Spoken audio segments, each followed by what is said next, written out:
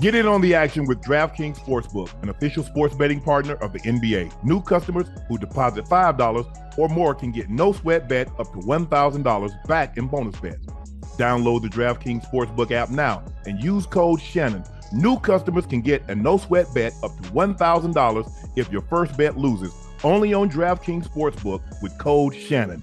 The crown is yours.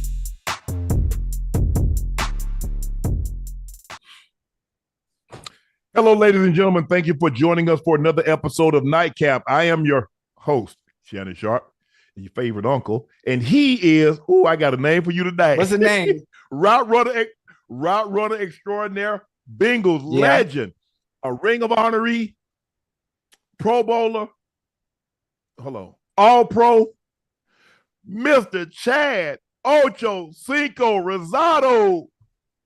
Come on, man. How you You Mr. Rail. You Mr. Rail. Hey, listen, I just told, stuff like that is gonna make her head big, Uncle. It's kind of embarrassing for me because I've been going places and instead of people addressing me as "What's up, Ocho?" they're like, "Hey, ain't you the dude that's dating Rail?" I'm like, "Come on, bro. All I've done in life, that's how you see me as? Is that what you see me as now?" Yep. And Mr. Rail. Yeah, I think it's inappropriate. I think it's especially in public places. I think it's kind of disrespectful for all I've done in life to be addressed as, "Oh, you buddy that's dating." Man, what you talking about, bro? Okay, how about this here? Hello, ladies and gentlemen. Welcome to another episode of Nightcap. I am your host, Shannon Sharpe. I'm joined by, you know him, route runner extraordinaire, Bengals Ring of Fame honoree, an All-Pro, a Pro Bowl player, the lesser half of Mr. Sherelle Rosado, Chad Ochocinco Johnson. Hey, thank you. The lesser half. I like that. Thank you so much, guys. We're at 1,153,000 subs. Thank you for making this possible. Please make sure you subscribe to the Nightcap podcast feed. You can listen through Nightcap through Club Shay Shay, but we would greatly appreciate it if you subscribe to the Nightcap podcast feed. Thank you guys for selling out Shea by Laportier. We're only taking pre-orders. We got a shipment in. We're going to be able to fulfill all the pre-orders. And if you order, we're going to get you caught up to speed. There was some confusion. A gentleman tweeted me yesterday and said he ordered it and did not get the box. The box was only for the inaugural release. What we did is that we wanted to do something special for the first 25,000 that ordered. The boxes are not gone. We thought about bringing the boxes back, Ocho, but every retailer and distributor said the boxes take up too much space. Yeah, that could be a hassle. So what we had to, it's taking up too much space. They're not going to be able to get the amount of inventory that they want because they don't have the shelf space or the warehouse space to house it. So we made a decision that we're going now. Come Christmas time, we're going to do something special with gifts. So it's going to be from here and there, but they no longer come with the boxes. Now, if you look at it, and I know some of you guys saw that in some places, some of them kept the boxes as a part of it. Now, when you order it now, we don't have the boxes. When you order from the site, we don't have the boxes. But that was for a limited release. That was for the inaugural release. I do not believe now, if there's any misunderstanding, maybe the gentleman thought that he was getting the box and that's why he ordered it. So I apologize for any confusion.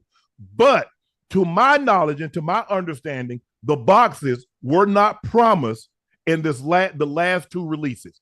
So the box was for a limited time only during the inaugural release. So if there was any confusion, me and the team sincerely apologize for that.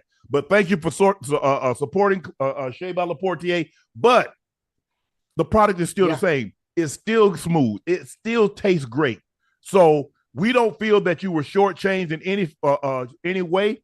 We apologize if you feel that you've gotten shortchanged. But the product is still outstanding. So thank you, guys. We did get a shipment in. We're going to be able to fulfill all orders. And if you order some now, we'll be able to turn it around a lot quicker than what we normally would be able to. So thank you guys for supporting Shea by Laportier.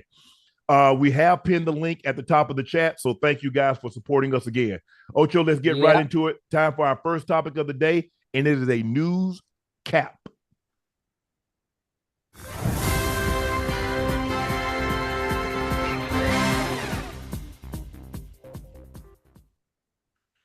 Justin Fields was traded to the Steelers for a 6th-round draft pick. The Steelers had just recently acquired Russell Wilson. In January, ESPN's Jeremy Fowler wrote that consensus in an informal poll of the league evaluators is that Fields was worth somewhere between a 2nd or a 3rd-round pick in a pre-draft trade. At the NFL Combine in Indy, the Athletic polled 8 league coaches and executives who said Fields would likely go for a 2nd or a 3rd-round pick. Yes, Ocho, sir. did the Bears botch this? I really think they do. But for them to let him go with not much value and consideration for the talent that he is, I see it as somewhat disrespectful in a sense. And that is how they thought of him. That is what they valued him, if that's what they got for compensation as far as concerned when it comes to Justin Fields. To turn things around a little bit more, I was kind of confused by the move as well. But when I put things together and putting in better context, seeing that Russell Wilson is on a 1-year deal, I'm assuming this would be a year for Russell Wilson to put a good resume together, to put together some good film, to get back to being a starter somewhere else in NFL the following year. And I'm assuming Justin Fields is going to be quarterback 1 for the future for the Steelers. Now, correct me if I'm wrong. Am I right with this? I like the way that sounds. I believe so too. He gets an opportunity to study up under a guy that's a very, very, very professional. Goes about his work. He understands the process of what it takes to become a great quarterback in this league. Russell Wilson earned his way. He was a 3rd-round draft pick. They signed Flynn from Green Bay, gave him a lot of money, and Russ beat him out for the job. But it seems to me that Justin Fields has been informed that he's not going to even be allowed to compete for the job. Yeah. I don't know how you tell somebody they can't compete for the job, because I'm going out every day trying to get better. I think so. Whether or not you give me the job, that ain't got nothing to do with me. Right. I'm gonna compete. I think it's a good thing that they did come out and say that right away, so there is no confusion. That Russell Wilson knows he doesn't have to look over his shoulder. Small situation in comparison. Jimmy G, when Tom Brady was a quarterback, there's a certain level of uncomfortability with having someone that is maybe not you, maybe not as good as you, but the fact that when he is in there, he does play well. I think it's very unsettling for quarterback number 1. So I think the Steelers want to put in Russell's mind, put you at ease, letting you know you are quarterback number 1. Let's focus on the offense and what you need to do for us to get where we're trying to get to. And that's back in contention, for 1, to the playoffs, and doing what we used to doing is trying to win a goddamn Super Bowl. And I think Russell Wilson is the guy to do that. Even though I'm a banger, I'm just going to be realistic and honest about what they have offensively in Russell Wilson. Ocho, I remember when this thing came up during the season. I said, Ocho, trade him at the trade deadline. I said, they're not going to pass on 2 number 1 quarterbacks overall. They're not going to do it. Justin Fields is not going to be there. So the later you let this thing play out, Ocho, I know you got to get rid of him.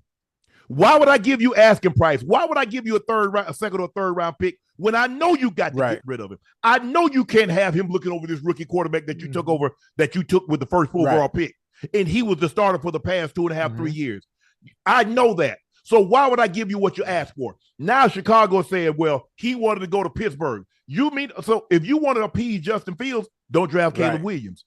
So that told me that you really didn't want to appease him. Now, you mean to tell me when was the last time somebody turned down a 2nd or 3rd-round pick for a 6th-round pick next year? Absolutely not. That's damage control. Y'all lost out on this. And y'all let these quarterback carousels get filled. You let Baker Mayfield go back to the Bucs. You let Cousins go to the Falcons. You see, now where was he going to go? Yeah. You up against it. Yeah. You look foolish just releasing him. Which that's basically what you did. You gave up a 6th round. You got a 6th-round draft pick. If he plays, it can go to a 4th. But considering that he's not going to play, so guess what? It's going to be a 6th-round draft pick. Chicago botched this from the beginning, because I would have traded him last year. I would have traded him at the trading deadline, knowing that I'm not passing up this quarterback, Caleb Williams. 2. So you mean to tell me you're going to pass on Bryce Young, CJ Stroud, and Caleb Williams in back-to-back seasons? Come on, man. Trade him at the trade deadline. You weren't going anywhere. Guess what? You got the 1st pick, and now you might have had the 2nd or the 3rd pick. So now you really could have got your quarterback. You could have got your receiver. Now you get Keenan Allen, so maybe you're good. Who knows? I don't believe Marvin Harrison Jr. is going to fall to 9. No, hell no. Maybe he does. I don't believe he will. But maybe you can get that. Maybe you can get an offensive tackle. Maybe you can get the alt kid out of Notre Dame at 9. Maybe you get a pass. Maybe you get a pass rusher. Maybe you get something. But I'm just saying, Ocho, I would have traded Justin Fields last year at the trade deadline or I definitely would have traded him before. I would have traded him before during the trade deadline. But I'm definitely trading him before free agency because once that happens, Ocho. Oh, but that's showing your hand too, Unc. That's showing your hand. That's what the Bears didn't want to do. The Bears didn't want to show their hand. I think they overanalyzed and they overthought and put themselves in a pickle. Overanalyzing, overthinking shit instead of trying to why you trying to fool the masses? When Red slid in your DMs, you met her. It wasn't no more. I ain't gonna show my hand. You put her ass on IG. You let everybody know. That's me. Okay, then you know you getting Caleb Williams. Who the hell you fooling? I mean, we all knew that, but I'm not sure why. I'm not sure why management or the organization. Why you playing games? Who are you trying to fool? Thank you. This is a generational talent that's coming into the league. It's okay.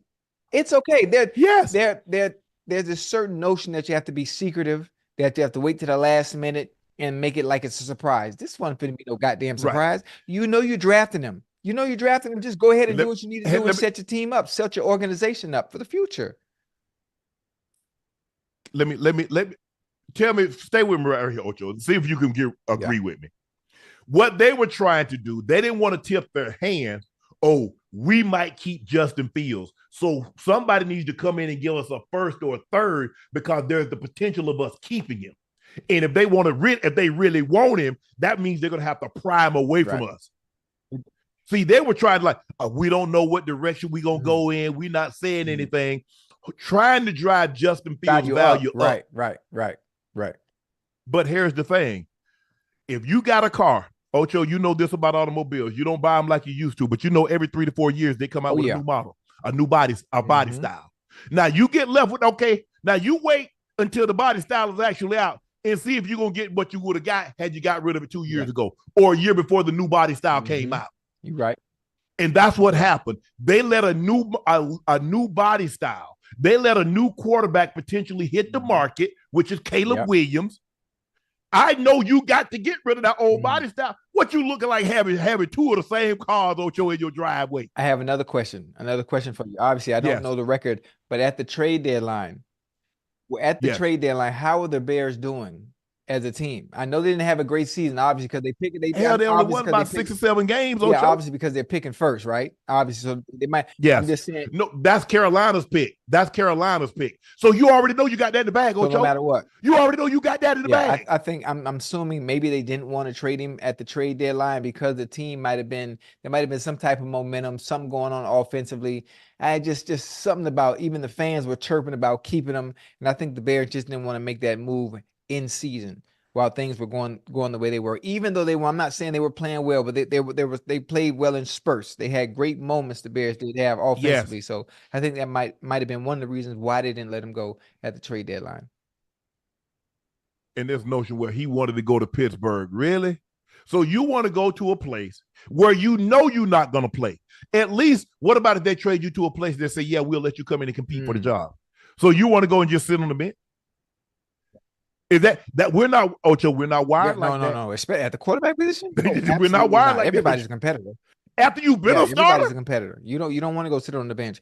But I think with understanding and common sense for Justin Fields and knowing that Russell is on a 1-year deal, knowing that sitting behind a perennial Pro Bowler, a Super Bowl champion, I know this is my job next year for the foreseeable future. So you know what? I'm okay with that. I'm okay with that. And we talk about Justin Fields is young. We talk about the next 10 years. This can be your job in I'm about to say in Philly, in Pittsburgh.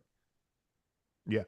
According to Ian Rappaport, the Bears had several offers for Fields this offseason, but sent him to Pittsburgh because that's what Fields preferred. At least 4 additional teams inquired about trading for Fields, but Fields' representation asked for him not to be traded there. He wanted the Steelers, and the Bears did right by him. What you Wait, I mean? have a question. What if he did Yes. want to go to the Steelers and understanding he could beat out the quarterbacks that were there previously before Russell Wilson got traded? Before maybe those are the words from Justin Fields and understanding, you know what? Mason Rudolph, Pickett, Yeah, maybe he could beat I those. can beat Okay, those but guys out. I want to go to Pittsburgh. But all of a sudden, yeah, boom, then Russell Wilson goes there. Now things exactly. And you change. right. So your thought process should Well, change. you got to think. All right. Let's take it now. Let's take it back. Let's say your thought process changes. Oh shit, Russell Wilson's in Pittsburgh now. Now where else do you go? We have a chance to beat a quarterback out. Think about it. Where you going? Gee, Oakland. He could beat our Gardner Minshew. He could beat our Aiden O'Connell. Ooh, that'd be a good one. Him and Gardner, Gardner Minshew, Yeah, he beat listen, our. Gardner Minshew's been a starter before now. When he was in He Jacksonville, has he looked damn good. He Jackson played good, and he played good in spurts and the Colts as well. But I don't know. I don't know. I think that's exactly what happened. He wanted to go to Pittsburgh, and all of a sudden, the Russell Wilson deal goes down, and boom, oh shit, now I'm stuck. And it's already out there on where you want to go, so you have no choice. You got to pull the trigger. He better than the Giants. He beat out Daniel Jones. Ooh, they just paid Daniel all that money. You know, I think they would purposely let Daniel start for the next 2 years because they paid him so much. They're not gonna have that much money sitting on the bench. The Broncos paid Russ all that money. The Packers paid Aaron Rodgers all that money. Philly paid a Carson Wentz all that money. We've seen him eat 48, eating 80 million, eating 40 million, eating 48 million, 38 million. So don't give me that they don't pay. No. They'll eat that money, Ocho. They'll eat that. Yeah, I think it was too late though, especially with representation already saying where he wanted to go. You think representation would have went back and said Vikings ain't got no quarterback. Who the Vikings quarterback? Oh, that would have been a perfect situation. That would have been Kirk Cousins went last. He got traded last week, right? Here in Atlanta. Yeah, I mean, it was last week, right? Yes. Yeah, see, all this has probably been going on behind the scenes for a very long time, and he wasn't thinking that. He wasn't thinking that. Representation didn't know as well. You don't know where players are going until it actually happens. But here's the thing, though. Behind the scenes, they be knowing. Agents be talking. Yeah, that's because they playing off each other. Hey, so what do you hear? What are they offering you? What do they offer your guy? Because most time agents have multiple clients and they're not all one position. That's a good one. Only 2 quarterbacks have 100 or more interceptions and sacks taken in the last 2 seasons. Both of them now play for the Steelers, Russ and Justin Fields. So when you combine the sacks and the INTs over the last 2 seasons, both of those guys have at least 100. The Steelers turned the think about this. The Steelers just turned the Pickett, Trubisky, Mason Rudolph quarterback room into Justin Fields and Russell Wilson, and only going to cost them a third-day draft pick next year and $1.2 million. Steelers been doing it. Boy, they've been. Listen, I think it's a great steal. I think it's a great. I hate using the word great steal, but it's a great steal. It's a great steal because we know what Russell Wilson is capable of doing, and I think he's going to look like the old Russell Wilson based on the organization he's with, a winning organization, the head coach he's with, one that's not going to berate him and disrespect him publicly, like who did out there in Denver. They're going to allow Russ to cook and do what he's used to doing. The fact that we're coming out and saying you are our quarterback number 1 to put you at ease and allowing you to focus on learning the offense. And I think they're going to hit the ground running. I really think they're going to hit the ground running because the level of talent and, a quarterback is only as good as the supporting cast. Only as good as supporting cast. And you goddamn, you've seen the flashes of what that young boy what young Bull could do. God damn it. Pickens. Who? Where? Pickens. Man, we've seen the flashes now. If we can get him to play hard on every play. I know what you're gonna say about the blocking. We get him going on every play. Listen, we talk about a young fella, man. He taking everything to the house. Short routes, intermediate routes. He can go deep. He can do it all. Najee Harris is exceptional as well with the ground with the ground and pound and what's the number 30? Jalen Warren, number 30. That boy know he could tote that rock. Boy, he fast. They got a nice little dynamic there in the backfield, and I think they can protect Russell Wilson as well. They're gonna be all right. Well, until they play the Bengals, they're gonna be all right. Yeah. So, what do you think? What's their record? What's the Steelers' record next year? 17 game schedule. What do you think they'll be? 10-7, 11-6, 12-5, 9-8, 8-9. I say 9-8 in playoffs. 9-8 in playoffs. They definitely going to the playoffs.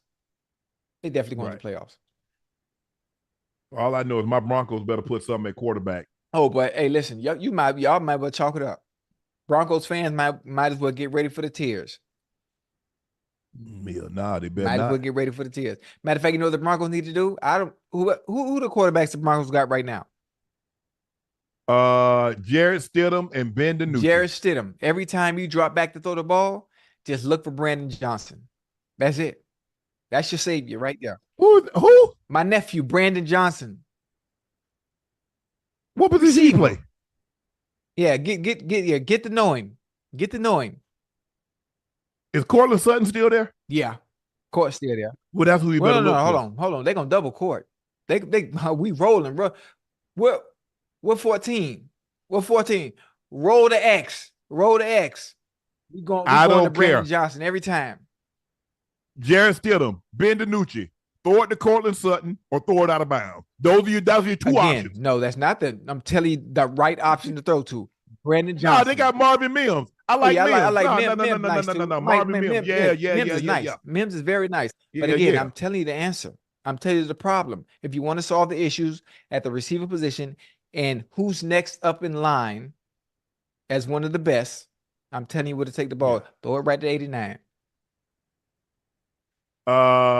Mike Kliss is reporting of News 9 suggested that for now, Stidham is most likely the starter, and the team will look to add a rookie in the mix. Broncos were limited what they can do for one big reason. By releasing Russell Wilson, they accumulated a massive dead cap hit and cannot compete with top quarterback salaries. Sam Darnold cost the Minnesota Vikings $10 million, a contract that would have cost the Broncos roughly half of their entire available cap space.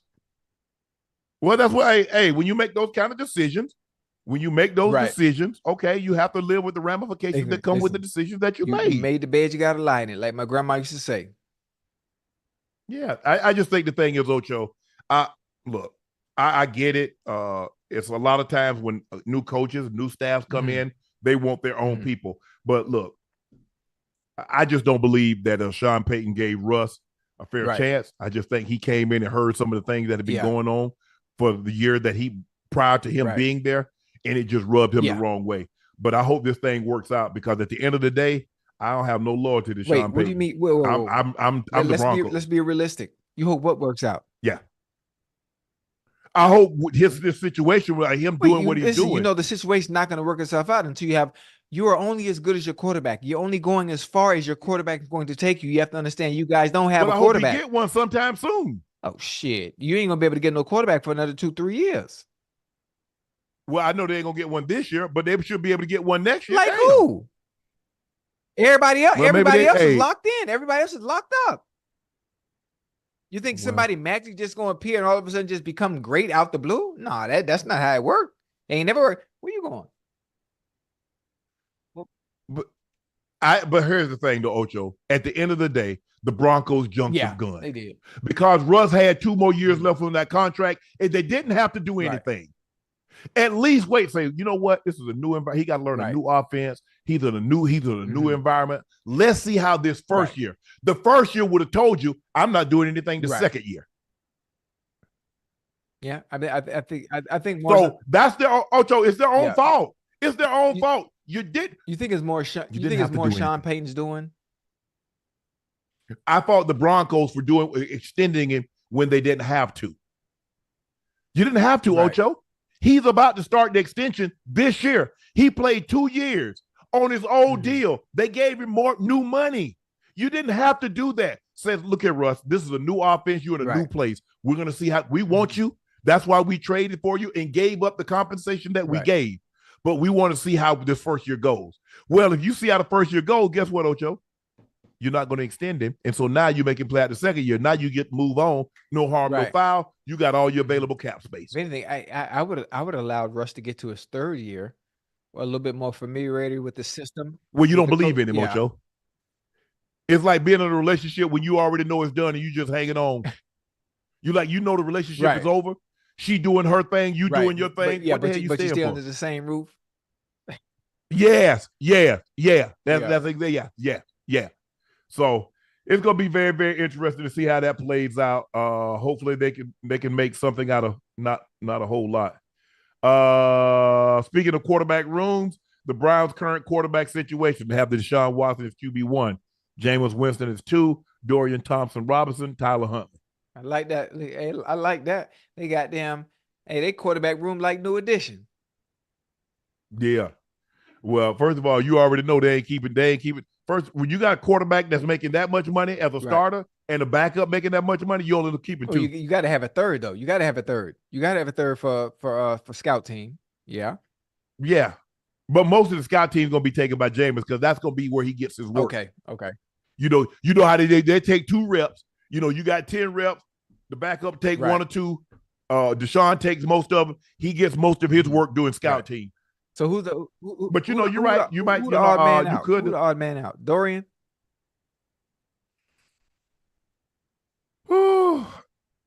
Has Tyler Huntley ever won a game? I'm not sure he ever won a Ravens. game because remember he was in Green Bay. Wasn't he in Green Bay? Didn't get drafted by Green Bay. I don't think he's ever won a game. Didn't he play with the? Oh, that's the one. That was the backup to the Ravens. Oh yeah, I like him. That's not. Yeah, that's I him. like him. No, he ain't gonna be all bad. Hey, as a matter of fact, hey, I like him. Nice. He's nice. But damn, why did Damn, I didn't know the Ravens got rid of him. I like him. He played well when he was in there. He did. I was thinking about the guy that from you, the one that went to Green Bay. I was thinking it's him. My bad. I'm sorry, chap. Yeah. Okay. That's going to be interesting. That's a very interesting quarterback room. Like I said, I had a brief conversation with Deshaun in Vegas. He seemed good. Obviously, he went through had surgery on his shoulder, and see how soon he's going to be. They'll take it slow, but he should be pretty close to being able to throw here in the next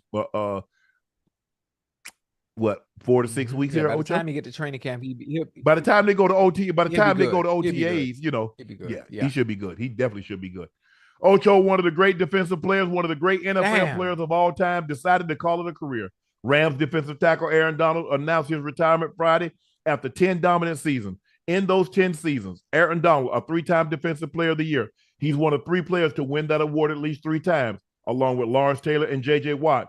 He's also an 8-time first-team All-Pro and a 10-time Pro Bowl selection. He was a Pro Bowl selection every single year of his career, and he was an 8-time first-team All-Pro. Donald is one of the two defensive players since the merger, happened in 1970, to earn a Pro Bowl selection each of their first 10 seasons, alongside Hall of Famer Lawrence Taylor.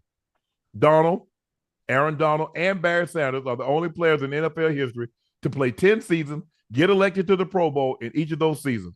Barry Sanders played exactly 10 seasons, retiring in 1998. Aaron Donald played 10 seasons, ended his career with 111 sacks, the second most among primary defensive tackles. Johnny Randall got kicked out to defensive end later in his career. He ended his career with 137 and a half. The sack became an official stat in 1982. He is the greatest defensive player of his generation. Will we see another Aaron Donald? Oh, man, that's a good one. That's a good one because I didn't even know Aaron Donald was going to be Aaron Donald coming out of Pitt. I had no idea he would turn into the monster that his chastised offensive lines and quarterbacks the past decade. I had no idea. I'm not sure at what point it clicked for him once he got to the next level, but it did. It did. Obviously, the defensive line position is something that I've never really paid attention to. So maybe other people that did pay attention to him in college knew what he was before he even got to the NFL. You can see it. I thought, Ocho, I watched him at Pitt. And I was like, damn, this. But I didn't know he was that small. I didn't know he was that short. He's not small now. He might be compact, but he put together. He's stout. He put together. And so I remember seeing him. His rook heading into the draft, and I was like, is that Aaron Donald? I'm like, well, damn. But you watch his hands. You watch the way he has hands like a wide receiver getting off the bump. His feet. Aaron Donald. And so Aaron Donald is one of the few defensive players that I've seen at that size, and his footwork is exactly, and I'm not exaggerating, chat. His footwork is exactly just as quick, just as ballerina like a wide receiver. Mm-hmm. Just as quick. I mean, his movement, his lateral movement is. I'm like, man, what the hell? You're not supposed to be moving the way he moves at that size, at that Right. position, which gives him an Yeah. advantage against anybody. I don't care whether you're double teaming him or not. Right. Off the ball, his first step off the ball. Oh my God. The way he can turn speed to power, he can bend the Mhm. edge. I mean, he has no weakness rushing the quarterback. He can bull you. He can hump you. He could bend the edge. He turned, like I said, he could turn. The way he could set you up. I mean, this isn't chop and he's by you. And because he's playing that cock three, he's in that three technique.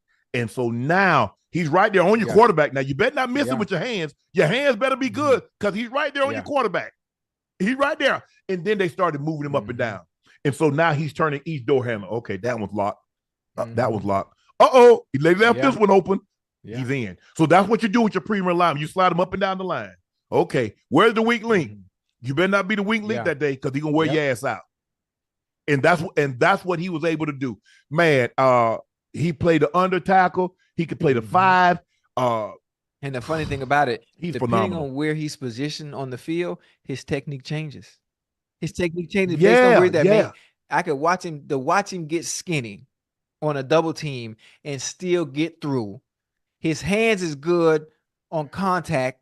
You can't get hands on him because he can get small, he can go low, he can dip a shoulder left or right. Man, he just everything about him is phenomenal. And on top of that, it's what I call being well-rounded. Some people are just strong and have no technique. Some people have great technique and aren't strong. But when you got both and you're able to put it all together at one, listen, you get Aaron Donald. That's what you get. He was so good. He was so good with that Mr. Miyagi wax on, wax off. Man, I mean, Ocho, I would just wish people could understand the intricacies of rushing the passer because obviously, I didn't block a lot, but I did have to understand. So I had to watch what was his move, what was the guy's setup move, what was he initially trying to do? Okay, was he trying to get me to set my feet? Because now if I set my feet, he's gonna bull me. I understood that. Okay, if I got lazy with my hands, he's gonna chop me. And now I ain't got I always had to be strong with the outside. I understood that because hey, I know John's taking 7, and the last thing I want to do, I can let him step up. So I'm never gonna let the guy beat me across my face because if he gets around the edge, I can push him around. John can step up in the pocket. So you just have to understand who you're dealing with and what's his setup move. Okay, once I shut down his setup move, now we can play football. Never let him beat you with his initial move, Ocho. If a guy likes to bull, know you got to sit heavy. If a guy likes to get around the edge, know you got to take that kick. You got to kick harder than you think. You can't get lazy with that kick. Hey, you got to get up out of there, Ocho, because if you don't, he's around the edge. And so that's the thing. Once you make contact, okay, you stuffed his initial move. Now you play football. Now, Ocho, we in a street fight. Right. He trying to throw me. I'm trying not to get thrown. And then another question, another question that I thought about, someone that has played so well as he has, was he trying to beat them to the punch and trying to make it take a pay cut? I'm trying to think. No, hell no. He was first team All-Pro this year. Even though, but I'm just trying to think, why would Aaron Donald, at such a great point in his career, when he's playing so well, why would he want to retire? I don't think he's not one that's been injured much. The battles, Ocho. Because the thing is with him is that he's one of the few players they bang every time. You don't get no plays off because he got he in that center, he in that guard, they banging. Yeah. Okay, I got you. So he played those 50 plays because there's 65 plays, and he's probably playing 45 to 50 of those. It's boom, boom, boom, boom. The double team. I mean, think about it. They double team, the triple team. They're doing everything they possibly can because when you go into an offensive meeting, they normally we had the Reggie White circle. We had the Bruce Smith circle. We had the Derek Thomas circle. We had the Johnny Ram. You couldn't beat them if you couldn't block those guys. Now, we played Minnesota when they had Purple Rain. They had Chris Dolman. They had Chris Millard. They had Hank Henry Thomas. If you're from Minnesota, if you're a football fan, you know who I'm talking about. And they had Al Noga. and boy, they start blowing that horn, Ocho, and that dome. Ooh, ooh, oh, you got make it stop, Lord. Make it stop. Hey, they was hell. So going into the game who you must neutralize to have a chance. Because if you couldn't block Aaron Donald, you couldn't beat them. LT was the same way. LT, you couldn't block LT. Everybody that LT made two, and I tell people this is why you can make a case. LT is the greatest player because he made two positions famous. Because if you didn't have a left tackle, you couldn't beat the Giants. And then everybody went and got the Cornelius Bennett. They went and got the Derek Thomases. They went and got the Von Millers. They went and got all those guys, the TJ Watts. That's LT. All the chops. See, LT wasn't good enough to drag the quarterback down. LT was with the chop. So that's when I say it's hard for me to say the greatest player in NFL history because he's the only guy that made two positions famous. Nobody thought that no left tackle. Yeah, well, you better get one. Minnesota went out and got Garrett Zimmerman, and they went out and got Joe Jacoby, and they went and got all these guys. Jimbo, because if you couldn't block 56, you couldn't beat the Giants. You couldn't. That's crazy, man. I'm mad. I'm sad. I'm sad to see him goddamn go, man. I am too. I am too. He wrote on social media, throughout my career, I've given my everything to football, both mentally and physically. 365 days a year was dedicated to become the best possible player I could become. I'm excited about off-field possibilities. I'm looking forward to spending more time with my wife, Erica, my kids, Jada, AJ, Arik, and Alia. The greatest reward was being able to play this game with them by my side, and I can't wait to watch them live out their dreams just as they watch me live out mine. That's live. That's dope. That's dope. That's dope. Aaron, I know you're going to see this, but I wish you the best. I wish you the best. Yeah, man. He's a great dude, man. I had an opportunity to speak. We had talk to him a little bit, got a chance to know, man. Like I said, Ocho, I came up in an era where, we had a lot of those great defensive players, the Reggies, the Bruce, the LT, the Derek Thomas, Johnny Randall. When it's all said and done, now you can rank them how you want to, but he got those three defensive players. For me, I give LT a slight nod because you win LT won MVP as a defensive player. No, I'm not saying defensive player of the year, Ocho. I'm saying MVP, the award that Lamar Jackson got, a defensive player got it. Yeah, he was dominant. Like, I don't think people understand because they weren't in. You would have had to been there to see it to understand how effective and dominant Lawrence Taylor was. And remember when he first got to he was rookie of the year and defensive player of the year. Yeah. So that'd be equivalent of who's ever coming out in the draft this year wins defensive rookie of the year and defensive player of the year in the same season. And remember, when LT came out, the sack wasn't an official stat. The sack didn't become a stat until the year later. That's crazy. And you know what's funny? On Wednesdays and Thursdays, I always go to Twin Peaks. I always go to Twin Peaks to watch my soccer games. And who you think is always coming from the golf course with his boys? They come smokers every time. Every time. Yep, same time, every time. 3 o'clock. When the games come on at 3 o'clock, LT always right there. Yep.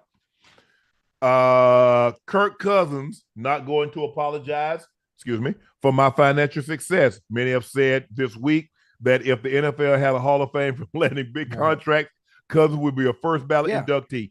He signed a 4-year deal with the Falcons worth $180 million, $100 million fully guaranteed, $50 million at the time of signing. If he completes this 4-year deal, Cousins will have earned $411 million,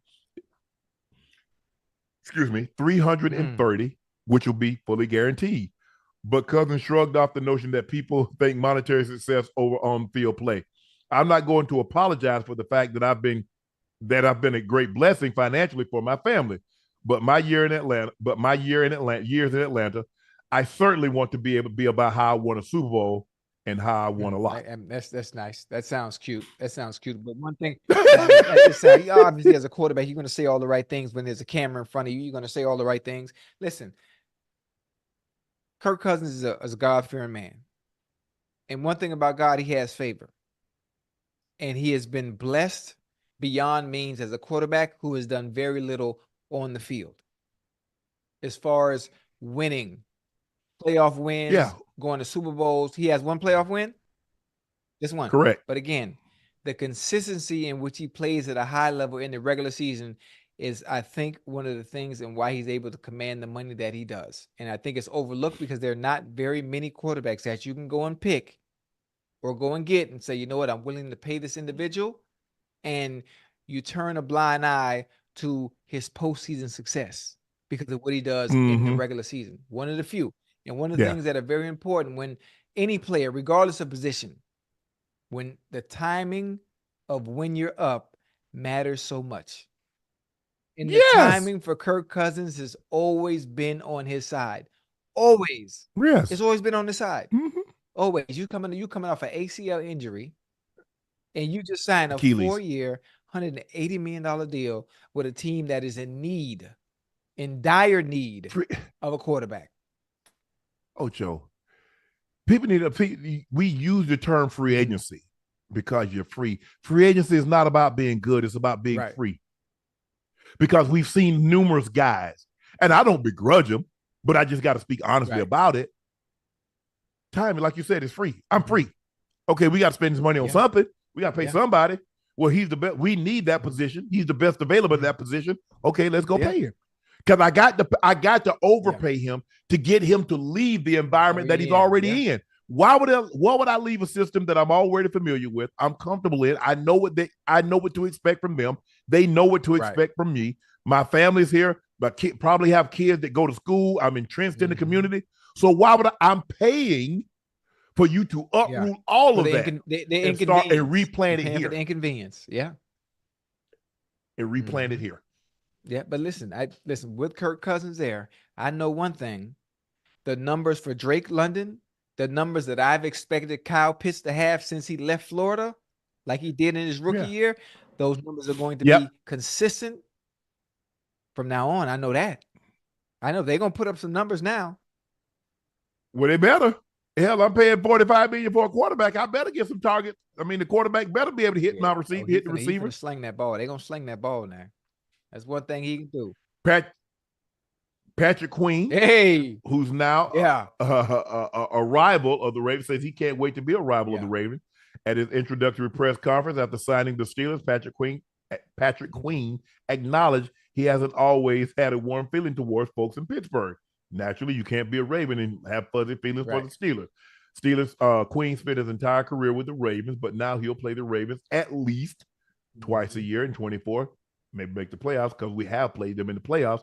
It's going to be weird, but I want to be the villain, Queen said. I want to be that guy. It is typical how most guys feel against their old teams. What's your take, Ocho? Listen, I don't think, if you think about it, I don't know off the top of my head how many players have gone to division rivals. That doesn't happen normally. No. But this year, it's happened on multiple occasions. Players are going to their division rival. Normally, teams do not let you go to a team in your division because they don't want to have to deal with you. But again, in this case, it's different. I really like that Pat said, I'm going to embrace being a villain. Listen, the Steelers haven't had a linebacker go to the Pro Bowl since Ryan Shazier in 2017. You get someone that's really good. You get someone that's really nasty and fits that Pittsburgh style of defense, similar to what the Ravens are. Hit you in the mouth, help you up, and hit you in the mouth again. So he fits perfect, and he's a good dude. I talked to him last year on Inside the NFL. I love him. I love everything about him, man. I love everything about him. I'm not saying he's Ray Lewis. But he has that Ray Lewis instinct and style of play. He's all over the place. What he had his best season because remember they didn't pick up his fifth-year option, so that's why he was able to become free. And it's funny, now the way he played last year, why wouldn't you pick up the fifth-year option? Well, you have to pick it up. You have to pick it up at a certain time. So once you start the season, you can't pick it up. I mean that was a no-brainer though. And then plus, even if you pick, what you gonna do? What you gonna do though? You got Roquan. You're paying $20 million. You about to have two linebackers. You play $20 million. That's a money play. That's a money play. You're right. Yes. You just gave what's the D tackle? Metabikwe. Oh, you just paid him?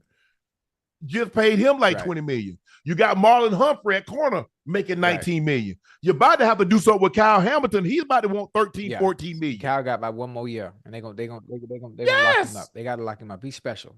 Young bull is special. For sure. Yeah, but listen, McQueen is deserving of what he got. Man, obviously I understand the Ravens fans were talking a little trash to him, and obviously it's out of his hands. If you want to be upset, you got to be upset at the organization. Or actually, how about understand how the business works in itself? Understand how the business works in itself, and things like this happen and have always happened. It's the nature of the business. They can't keep everybody. Yeah. It's impossible. You can't. No.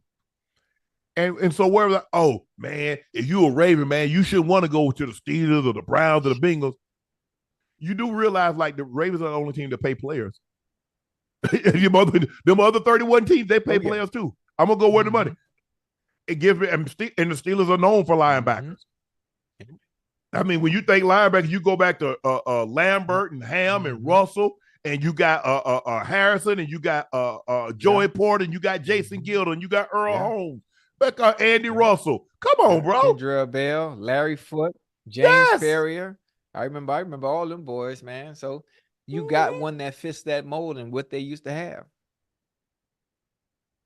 Hey, I'm going to follow them. I guarantee you there's people that work at Apple that used to work for Google and vice versa. Oh, yeah.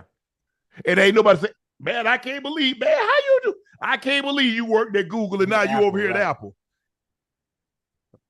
I can. The money's green no matter where you go, honey. Hey, I just need and you know what? And PQ say, you know what? My bank account got a BBL. Oh, yeah. You know what I'm saying? My bank account got a BBL now. What y'all talking about? That. I like it. Man, y'all better leave me alone. I'm going to get that paper. And it's gonna be hell when they play now. It's gonna be hell. It's gonna be for sure. hell when they play. It's gonna be a good one. I forgot about they had G. Lloyd, they had Kevin Green. See, I came up in the era when they had those guys. Yeah. I also got Porter, I got Gilden, I got Kendra Bell, I got some of those guys, but I came up when they had I played against G. Lloyd when he was in college. He went to Fort Valley. Fort Valley State? Yeah. I didn't know that. Him and Eddie Anderson. Know that. Okay. Yeah, they called the defense Blue Death. Blue Death? Blue Death. That's crazy. Oh, but hey, because imagine him, Eddie Anderson. Eddie Anderson played with the Raiders. He was a safety, and they had G. Lloyd. That was the only year they ever beat us, though. That was the only year they beat us. They ain't beat us no more. They had a good squad all the way around. Oh, they had a good squad back there. The defense was good. Their defense was really good. Yeah, they ain't beat us no more, though. I made sure of that. They ain't beat us no more. That's dope. But congratulations to Patrick Queen.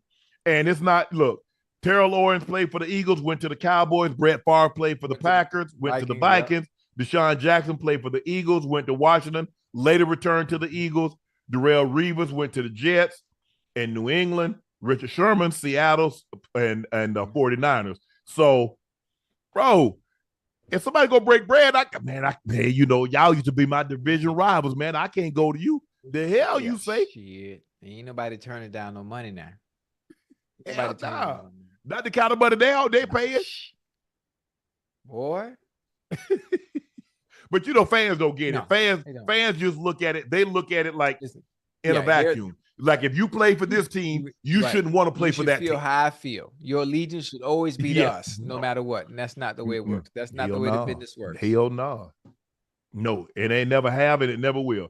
Ocho, I don't know if you read this story. There's a story alleging that Bruno Mars has about $50 million in gambling debt with the MGM Grand. He had a relationship with the Park MGM Las Vegas Casino, the hotel, for more than 8 years. Bruno Mars is reportedly taking home $90 million a year from his current deal with MGM. And he just launched a cocktail lounge, the Pinky Ring, another Vegas-based MGM property at the Bellagio. Still, 50 mil. Now, I was listening to somebody today, and they said this high roller said that he was playing next to Bruno Mars, and he watched him lose about $17 million. Man, come on, man. In the span of I'm just saying what do me a favor. Think about what you just said. Just think about what you just said and say it slow. A high roller sat next to Bruno Mars and watched him lose. Say the number slow. How much? 17 million. You know what? I almost got upset. But I'm going to gather myself. I'm not going to get upset. But just think about that. 17 million down the drain. Yeah.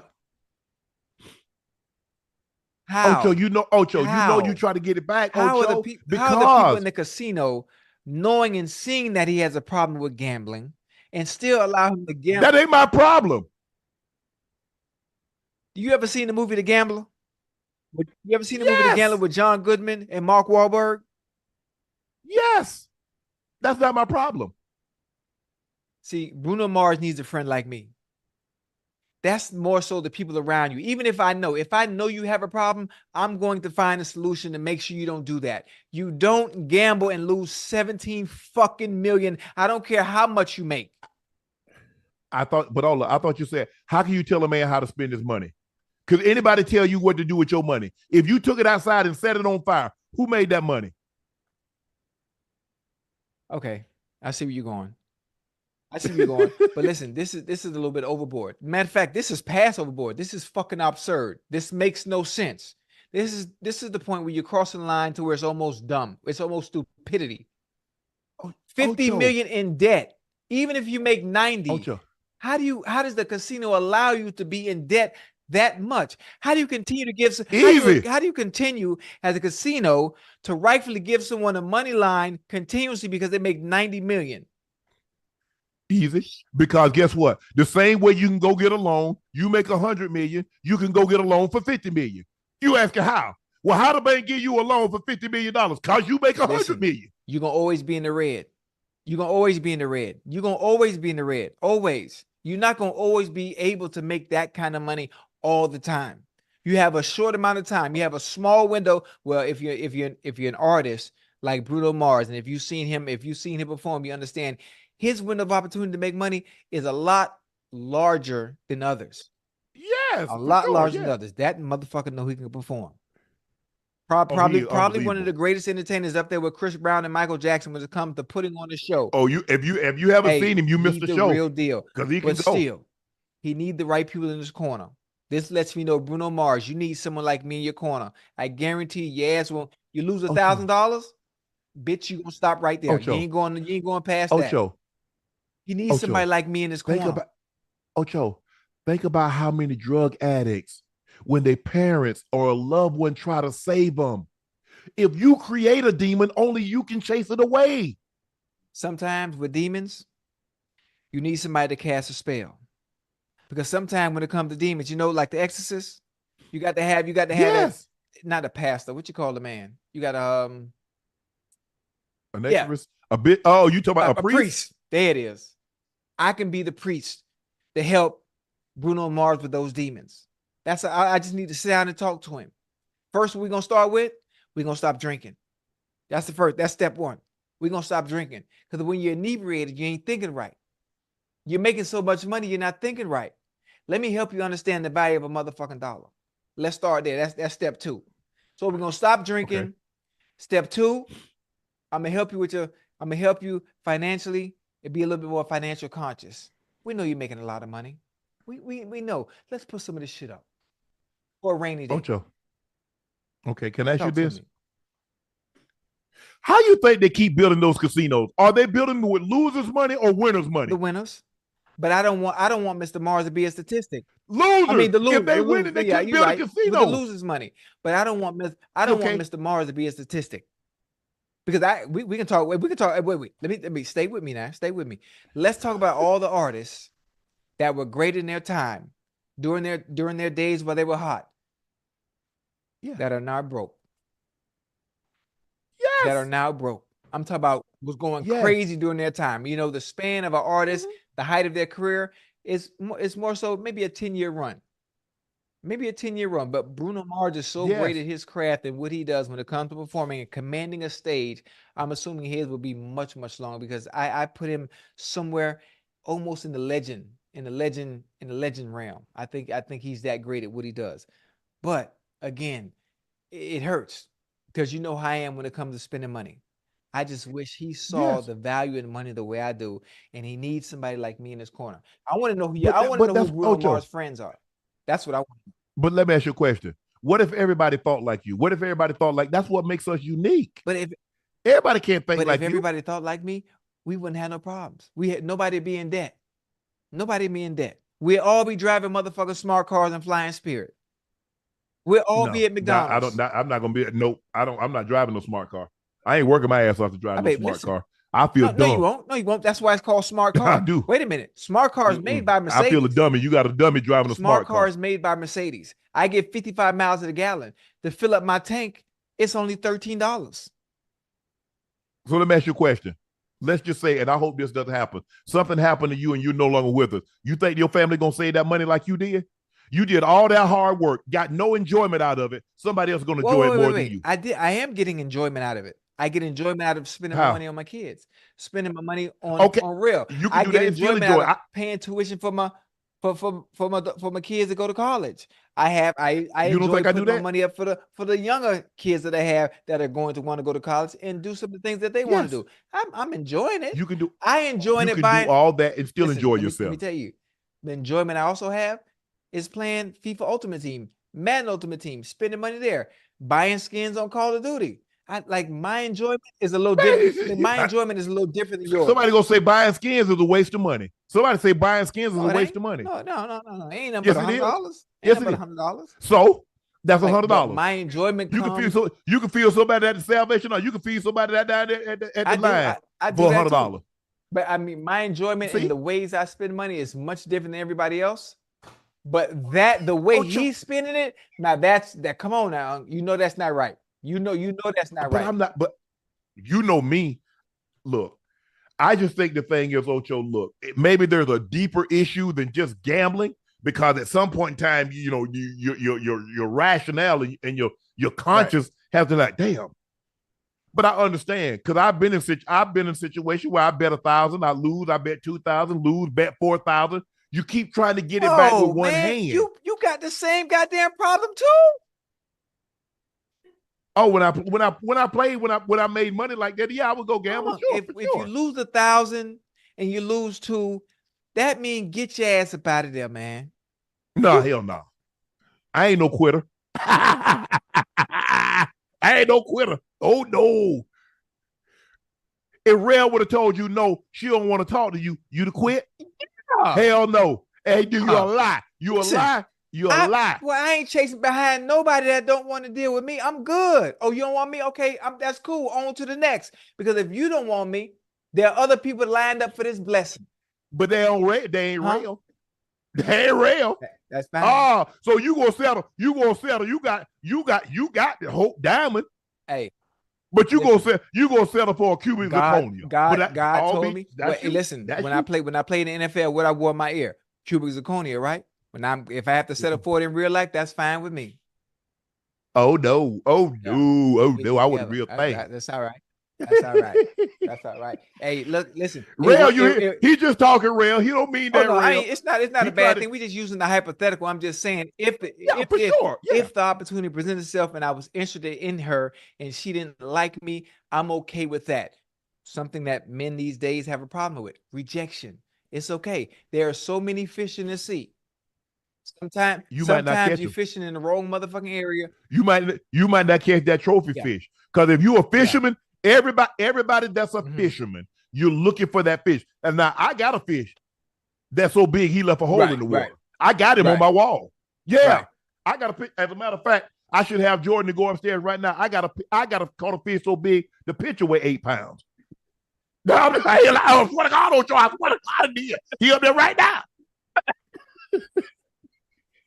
Listen, but you know what? Sometimes some fishermen, they fish in the places they ain't even got no business. That's why the fish they trying to catch keep turning them down.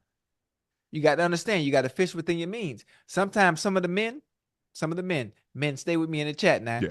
You're chasing women that are salary cap casualties. Yeah, you hear me? Mm-hmm. Stay within your financial lane when you go fishing.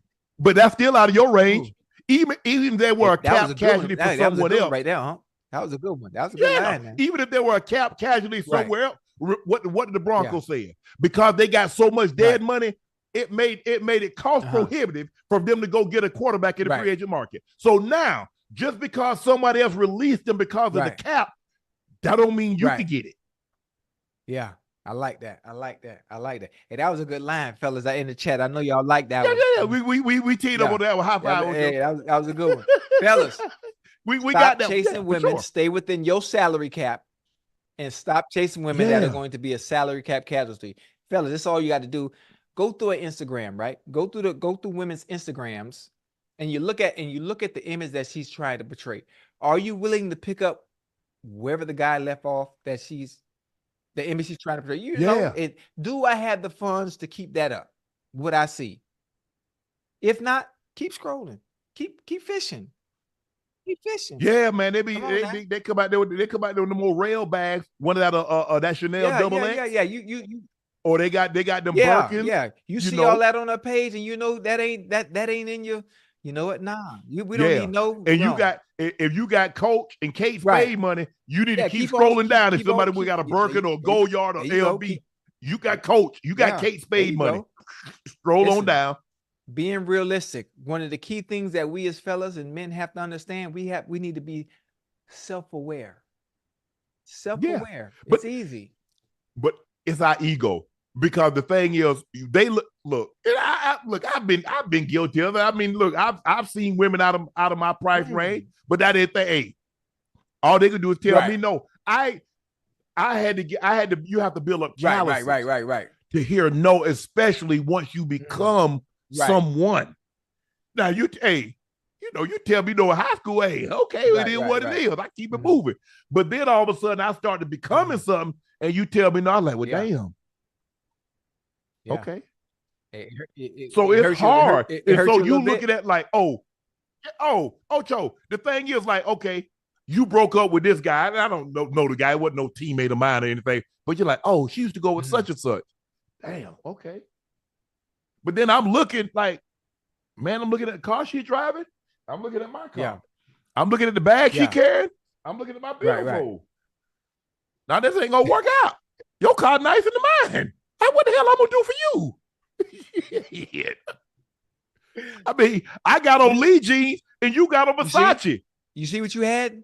The key word, self-awareness, and knowing I can't do nothing with that because she would be a salary cap casualty. And many of us will still chase it and spin and go over the cap, and then wonder why you're in the red.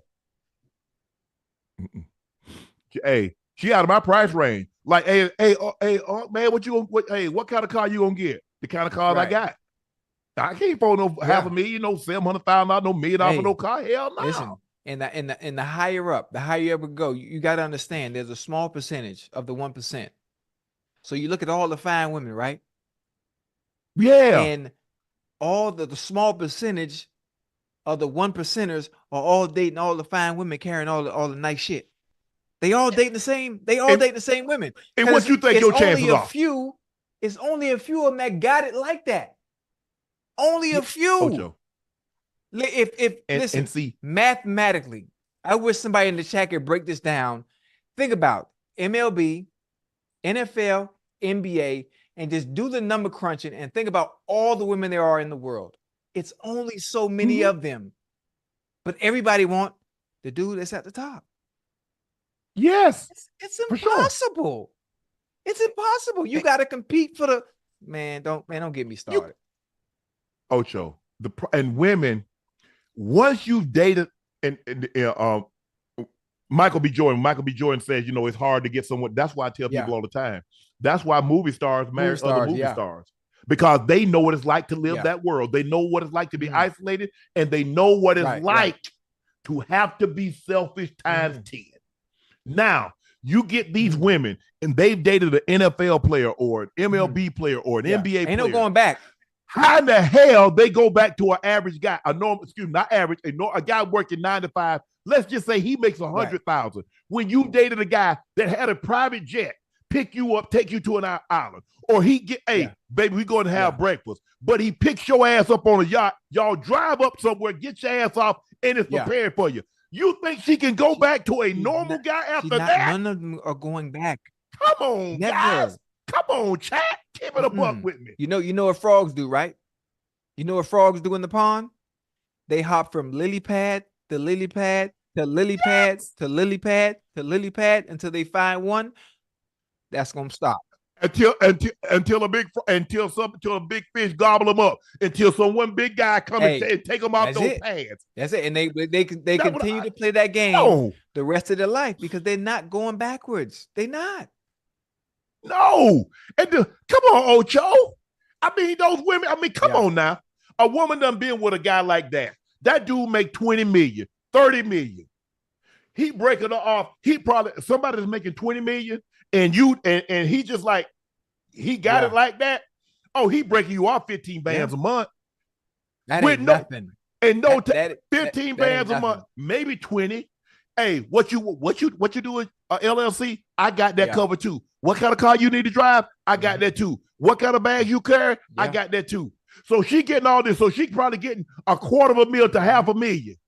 And you think she's supposed to go back to another guy that's making 100,000? And that's no knock on you guys, because I made 63,000 one year. Come on, man. We got to be realistic with this. It's different. I don't even know how we got here, but I love this goddamn topic. Yeah, because people like, oh, Dre, bro.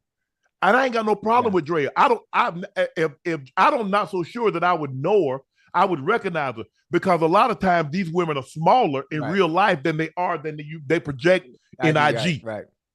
So when I finally said, like, well, damn, you look like you about 5'6", you 5'2", you 5'1". And did you hear? I ain't got no. I don't heard got the no analogy I just used, right? What's they that? Go from lily pad to lily pad to lily pad. For sure. They find one where they strike gold. And that's the game. The game has always been the same. The game has never changed. No matter how they try to portray it, no matter how many long inspirational messages they write on Instagram, it's always been the same. And the better you are at playing it, the better you understand it, the less you are to get caught. You just have to continue fishing in the pond you belong. And you always going to be good. Stay in your place. Stay in your place. Stay in your place. I mean, hey, I'm good. I'm good too. I'm good. Yeah. Ocho said, hey, Ocho, they say you don't know how casinos work. Casinos doing the same thing they does when they pay people out for winning. They just find a way to get their money back. Unc? I don't know how casinos work. Unc, do I gamble? Exactly. No. Of course I don't know how casinos work, because I'm not spending no goddamn money. People in the chat, you know how I am. You know how I am. If you follow me throughout my career, even before I made it, I've always been this way. So the discipline was always there. I just can't fathom or understand how you lose that kind of money at some point. Even if you're not thinking rational, at some point you lose when you lose $1 million, okay, come on now. 50 million? 50 million in debt. Think about that. Ocho, think about what you said. To the person that's making $35,000, you giving $2,000, $5,000 tips, saying Ocho is out of his damn mind. So you have to understand it. Hey, he making $100 million a year. He looks at it like that ain't no problem to me, because the person that's making $50,000 a year saying, Ocho, you mean to tell me you gave somebody $5,000 to bring you your food, which they're paid to do? I like that you said that. The reason I tip the way I do, 1,000, 2,000, sometimes 5, depending on what I have coming in for that month, is because here in America, which is why I need to be president, they don't pay us a livable wage. I understand the service industry isn't paid a livable wage. But they are getting paid, they're getting paid, but not a livable wage. Not a livable. They can say that about any job. They can say that about any job. Okay, but there's a reason why I tip the way I do, because I understand that, and I kind of empathize with those that are in the service industry, which is why I've been doing this the past 20 years. But any job, it's just unfortunate, because when you travel to Europe, and I sit there and try to tip, and they look at me like I'm goddamn crazy, like, why are you tipping me? They see it as disrespect. Why do they see it as disrespect? Because they are paid a wage where they can live comfortably, where they don't have to rely on tips. That's all. Yeah. Well, it all depends on where you living at. I don't give a damn how much tips you get paid, Right. unless like you like dollar bill, you in the stripping game. Yeah. Unless you in the Right. stripping game, Right. the tips ain't popping like Right, that, right. man. But Damn, that Ocho, was a check good this topic, out. man. Shit, I like that. Yeah, man. But look, the people, guys, look, guys don't understand. They look at it like, bro, somebody that's making $100 million, somebody that got 300 million bank, and they're making 50 million Right. a year. What's $250,000 to them? Y'all don't get it. Y'all talking about simping. You say simping because you ain't got it. Yeah, I don't see it as simple. I You don't ain't see got it as it. simping. I mean, Everybody, look, there's certain things that you have to do when you're at that level. Certain things I that, don't care what you do right. now. For you to sit here and say that you haven't given a female money, or you haven't paid rent, or you haven't bought a purse or a car, is just not true. It's just not true, Chad Ochocinco Johnson Me? Rosado. Oh, of course. Yeah, you. Do me a favor, do me a favor, please, real What? quick. Wait, chat, stay with me real quick. Go to my Twitter real quick, please. Read my bio to the chat in my bio, please, real quick. So you have a better understanding and know. Of course, you know I do that. Read my bio and my bio on Twitter to the chat real quick, please.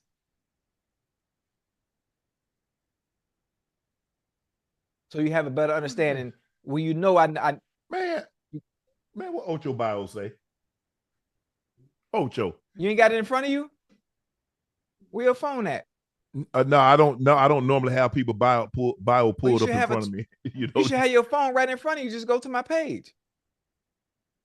What did your page say, Ocho? Tell it. All right. Read it. Let me read. I got it. I don't know about hard. Okay, hold on.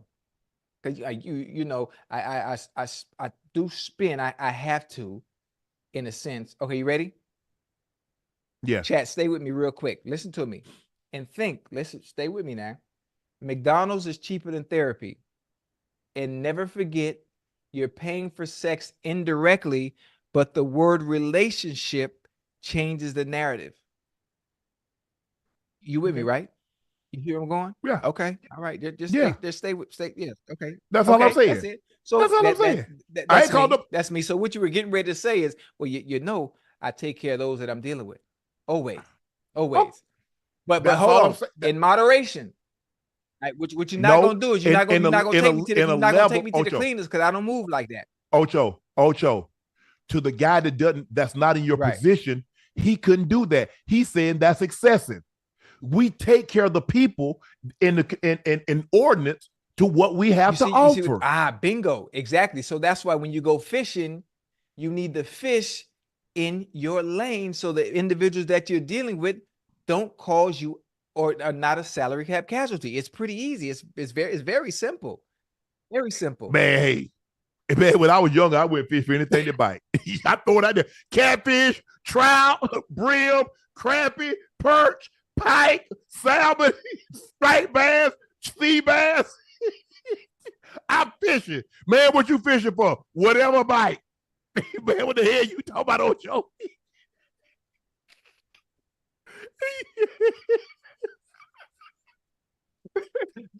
Hey, boy, you hell, man. Hey, you hell. I don't know what y'all talking about. You fishing for whatever bite, huh? Whatever bite. Man, what y'all fishing for today? Hey, whatever bite. That's a good one. Now you got me in here sweating, man. God damn. Man, y'all better leave me alone, man. Hey, chat. I want the chat to argue about my goddamn bio. I want people to understand what I was saying. You're not lying. Oh yeah. Of course. Hey, listen.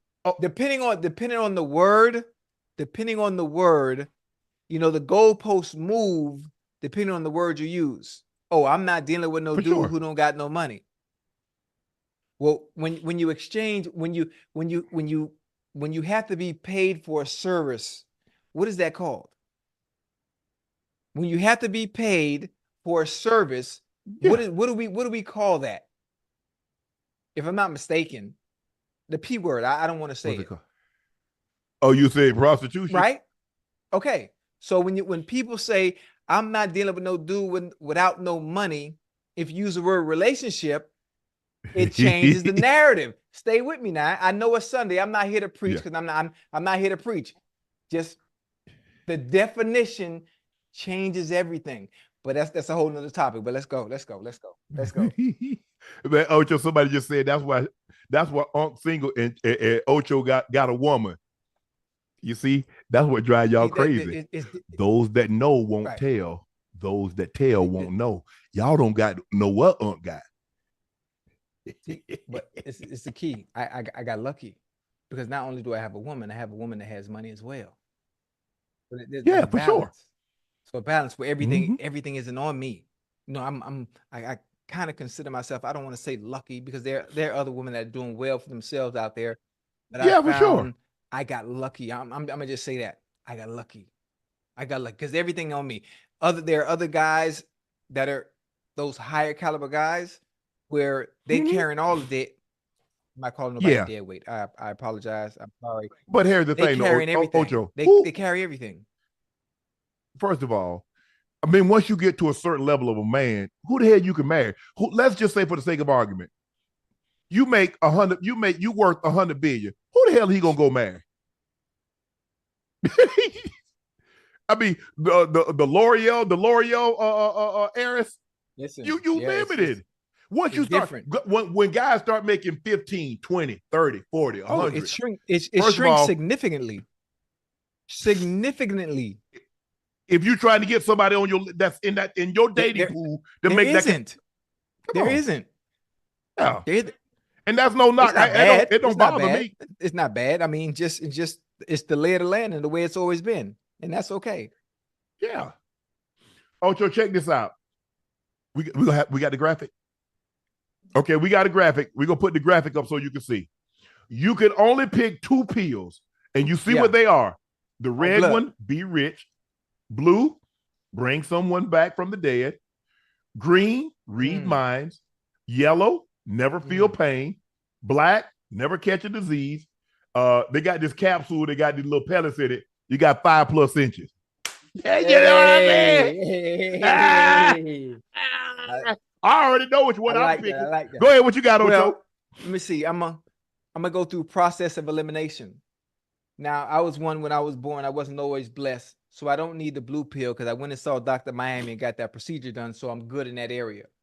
So you already got I see what you're talking about. I picked up what you put down real quick. Yeah, so I'm good in that area. I did. I don't really want to read minds because I can just read body language and tell how someone acts based on whether the chemistry or anything is right. You don't want to read her mind because she be thinking about somebody else while she with you. I ain't got time for that. You will fight. I'll be hurt. I don't need the red pill because I'm kind of set. I'm kind of set in that area. Never catch a disease. You know what? I went to the doctor 2 months ago, so I'm okay. I'm okay in that area. You know what? But never any disease. I ain't just talking about gonorrhea and syphilis or AIDS. I'm talking about the cancer. I'm talking about diabetes. Yeah. You know what? Nah, you're right. You know, I will let nature take its course. So whatever's gonna happen is gonna happen. I'm gonna leave that in God's hands because this pill right here is the pill that I'm gonna take.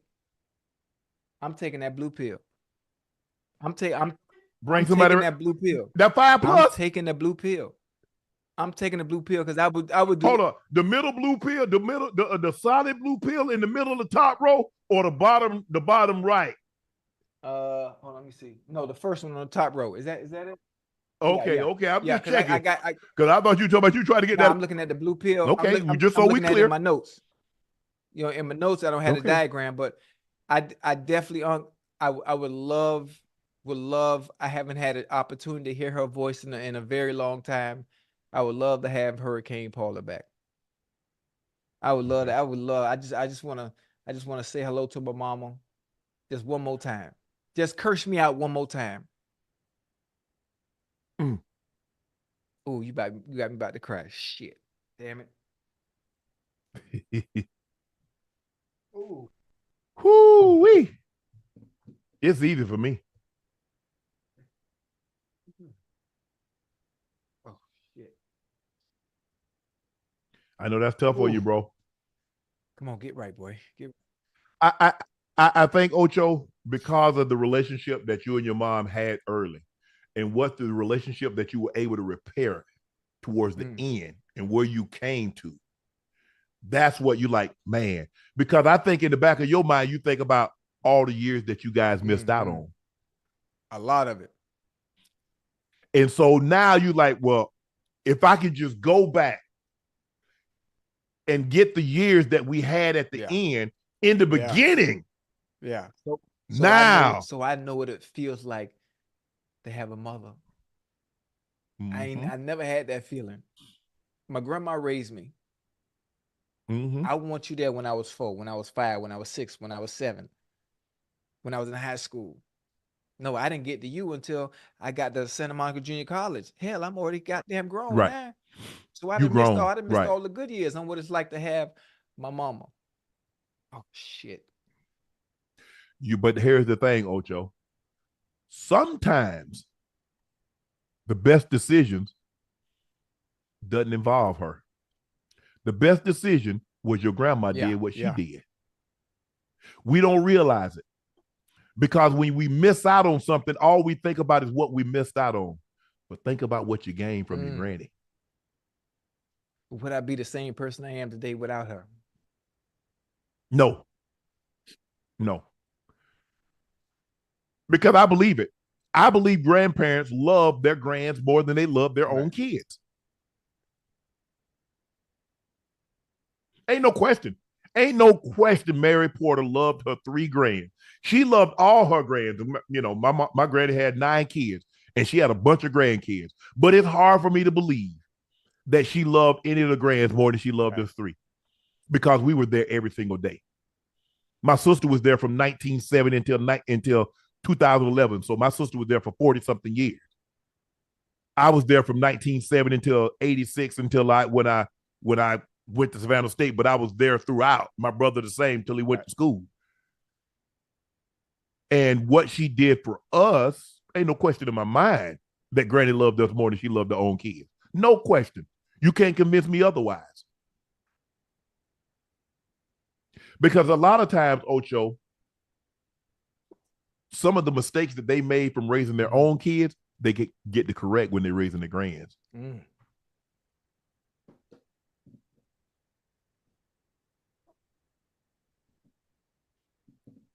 So I know it's tough. I'm very fortunate. My mom's still alive, still has a great mind. I talk to her, text. My mom mainly texts. If I keep out the casino playing the slots. That's what she used to do when she come to Denver. Sharon, my friend who rests her soul, Sharon, would take my mom up to the. Tell Sharon I want to go to the slots. Yep, I already told her. Ooh, Ocho, so you taking the blue one? What's the other one you taking? You don't want to be rich. You don't want to read minds. You had the surgery. Yeah. You had the surgery. So I could take 2 of them. So you got the baby. You ain't got the baby arm. You got the baby leg. Yeah, okay, go ahead. Probably I'd take the yellow paint. Never feel no pain. Never feel no pain. I'm going blue. I'm going the 2 middles. I'm going blue and I'm going black. So never catch disease. Okay. Yep. Okay. Oh, I see where you going with it. Okay. I see you going. You just finna go you go pop that dab. No. You go pop that dab. I said I just told you the 2 middle. I just told you the 2. I just told you the 2 middle pills. You said black. Black pill is never catch a disease. Yes. Yeah, I told you finna get that diamond and go crazy. No, I ain't gonna have no heart, no cancer, no kidney disease, none of them. I got you. I get no disease. You want to give me the politically correct answer on why you picking a blue pill, but I know. Hey, listen, Unc, I know what you're on now. Hold on, I picked the same blue pill you picked. Oh yeah, you want to bring somebody back? I'm talking about that black pill. But go ahead now. I'm gonna let you slide with that. The blue pill is to bring somebody back from the dead. The black pill is never catch a disease. Okay. Well, who you bringing back? I'm good. I'm good with the baby arm. I ain't got no baby leg like you, but I'm good. You know what I'm saying? But who you bringing back though? Oh man. Oh, my dad? Yeah. Because my dad never saw me and my brother play anything. My granddad, granny. Or you bring? I Uh, thought you grandma only bring one person back. Oh, someone. Damn. Oh, granny. I'm sorry. I'm sorry, Ocho. I've been bringing back the whole family. Granny. Yeah, granny. Granny. Oh, yeah, hell yeah. Oh, granny. Damn. Woo. That's what I. Yeah. Hey, I'll bring back a whole bunch of people. Hey, well that. Man, I done brought back the whole family. Reunion, but you caught me off guard on that one. But that was a good one. I like that. That was a good one. Ocho, I don't know if you saw it last night. I attended the Lakers game, and you see me. I'm standing outside. Twitter had all the jokes. Say I'm looking around to make sure Bron doesn't catch me. You got them? He signed with them Under Armour shoes. Yeah.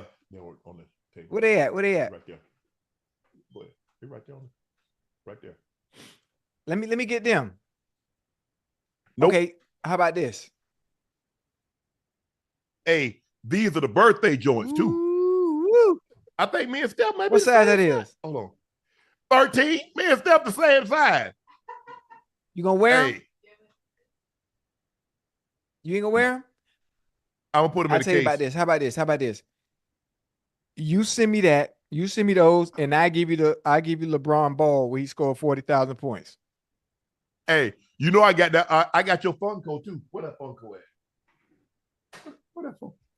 See, you don't even care about it. You supposed to have me in the background. You ain't even put me up. Look at that Ocho. Look at that. Look at Ocho, y'all.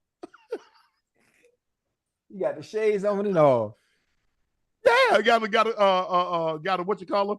He got a microphone that's a soccer ball. He got a cheeseburger.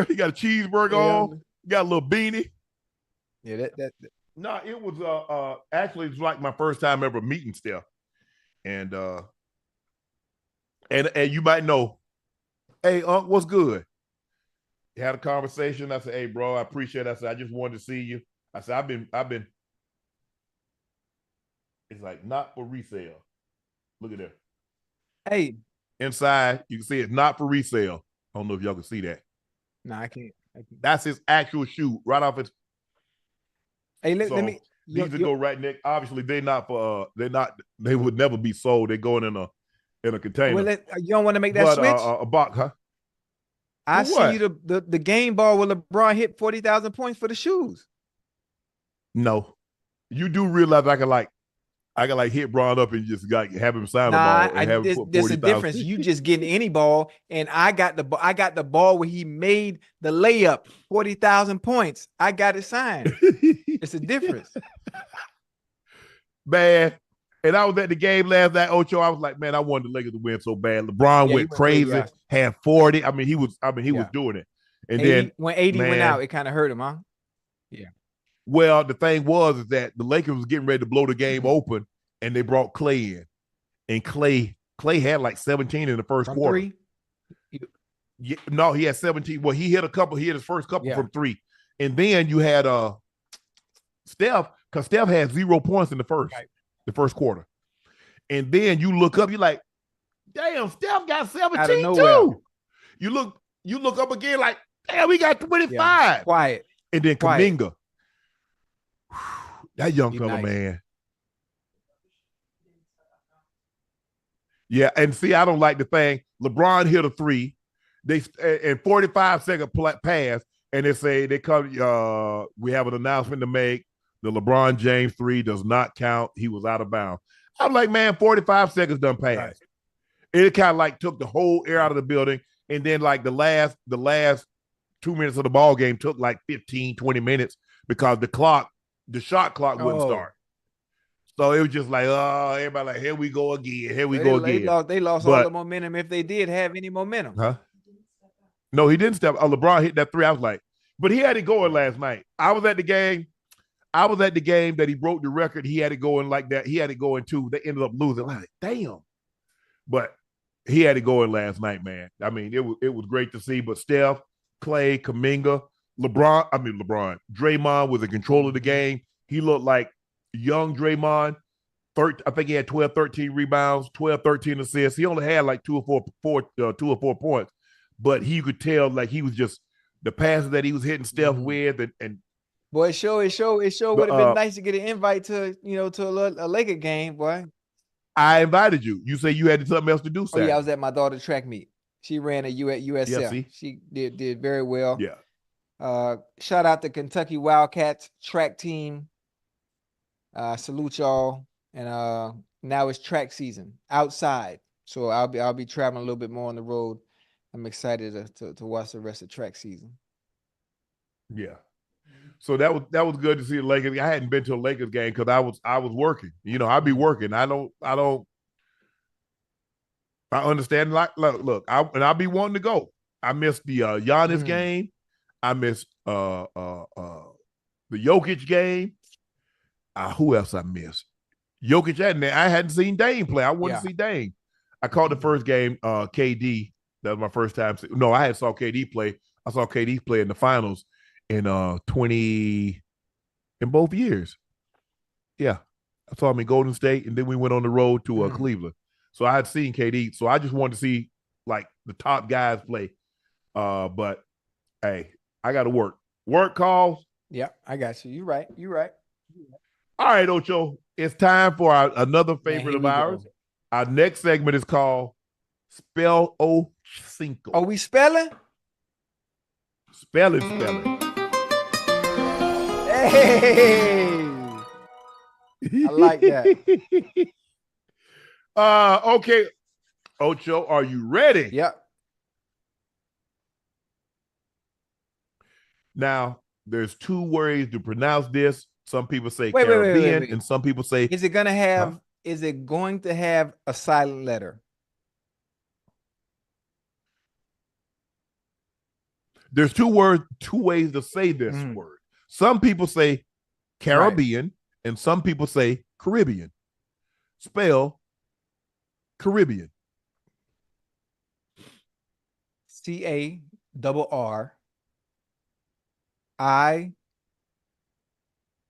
God damn. Oh, I'm sorry.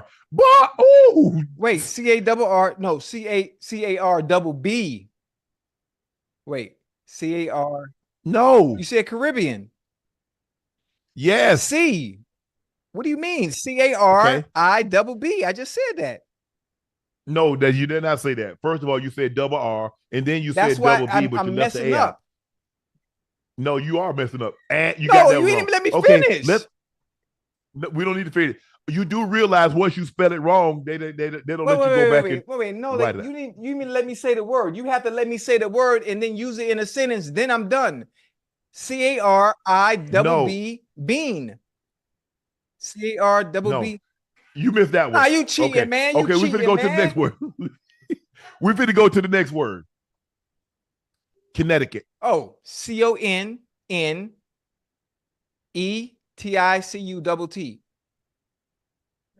That is right.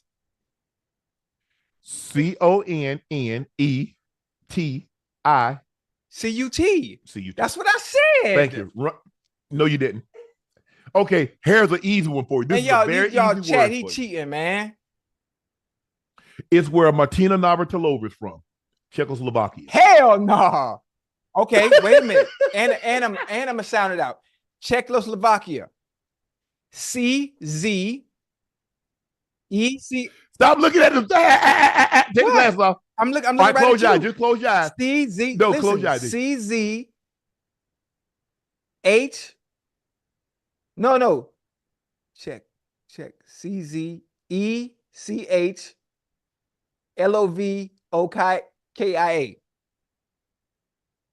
That was right. Czechoslovakia. CZECHOSLOVA. That's what I said. Okay, you over. Okay, we're gonna give you an easy one. This is an easy one. This is something like when you order pasta, they come around and ask you, would you like some Parmesan? Parmesan. PARMASIAN.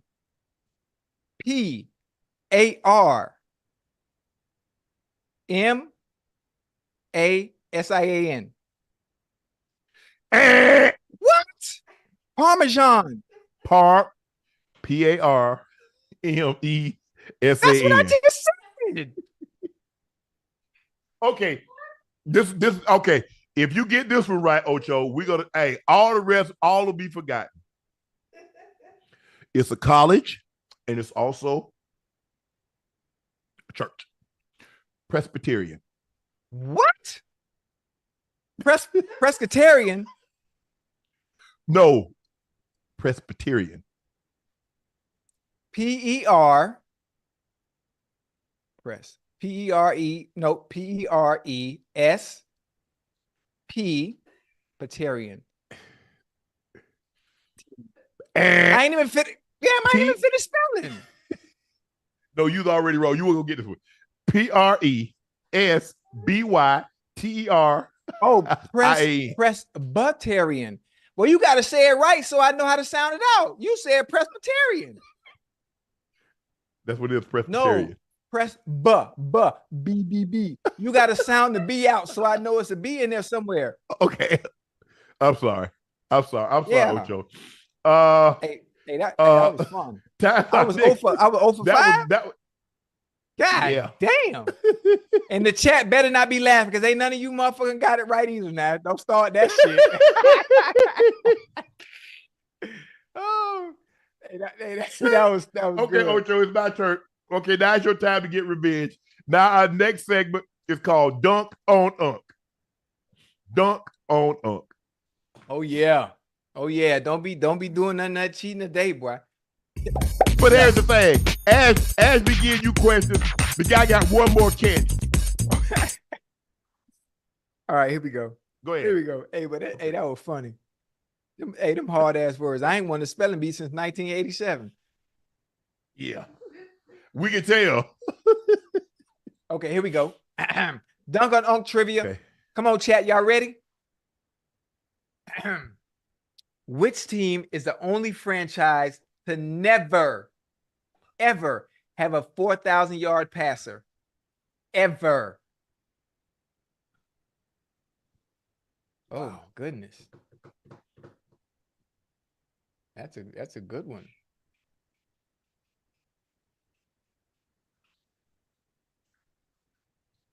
Ooh-wee. He was the first one to have a 4,000-yard pass. I almost said that. Oh, I don't know. I was gonna go with the Bears. You been some bullshit, man. You cheat. Hell no. Oh, you cheat over there. Hey, chat. Come on, man. You do the same thing every time, acting like you don't know. Then all of a sudden you pop out with the right answer. But here's the thing. I almost went with the Jets, but the Jets had the first 4,000-yard passer, which was Joe Namath. He was the first one to pass for 4,000. But if you go back and look at the Bears quarterbacks, who in the hell you think would have ever threw for 4,000 yards? They ran the football. Okay, hold on. You didn't. The answer's not complete. It is the Bears, but I need the quarterback's name. If you don't know the quarterback's name, then it's wrong. You told me you say name the team. Yeah, and that's never had a 4,000. You have to know the quarterback as well, because that you can't give me an incomplete answer. The Bears have never had a 4,000 yards. All right, passer. Who's the quarterback that's had the most? He got the closest to 4,000. He actually had 3,838 yards. That wasn't a question, but I'll go Jay Cutler. Wrong. So you got the answer completely wrong.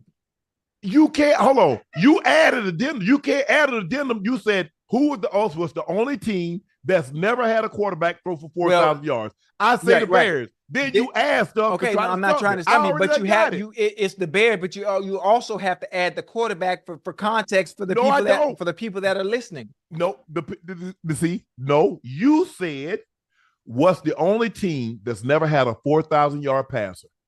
I said the Bears. The question is done after that point. Who the hell is the passer? You got to answer the complete question. Nobody has ever thrown for 4,000 yards for the Bears. So the answer is the only team in NFL history without a 4,000-yard passer. And the point is to answer the question completely and tell us who's the person that got at the closest to it. No, ain't no closest. You get a 50-50 on that one. Okay, can we come on, I gotta get another one. I gotta try to get another one. Between Anthony Munoz, Will Shields, and Larry Allen, which Hall of Fame offensive lineman has been selected to the most Pro Bowls? Will Shields. Yeah, and it's close too.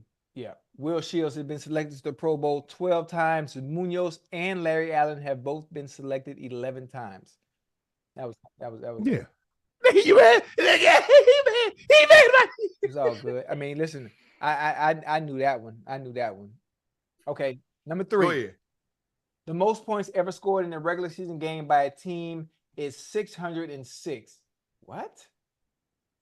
Which is an average of 37.9 points per game. Name the team. I'm gonna give you The Broncos did that with Peyton Manning. The Broncos. You know what? Peyton Manning and Marius Thomas, those guys, the year they lost to they lost to Seattle in the Super Bowl. When he threw for 55 touchdowns that season. Yes. All right. Yeah. I don't know. All right. Who they give see I got them hard ass goddamn spelling bee questions, and he Ocho. Well, they broke. Okay, you want me to tell you who record they broke? They broke the Patriots record of 2007. Okay. And you know who the Patriots record they broke? They broke the 83 Reds Washington Football. They were the derogatory term, but they broke their record. Okay. All right. Art Monk, Aaron Garrett, the fun bunch. All right, number 4. Go ahead. Only 5 teams in NFL history.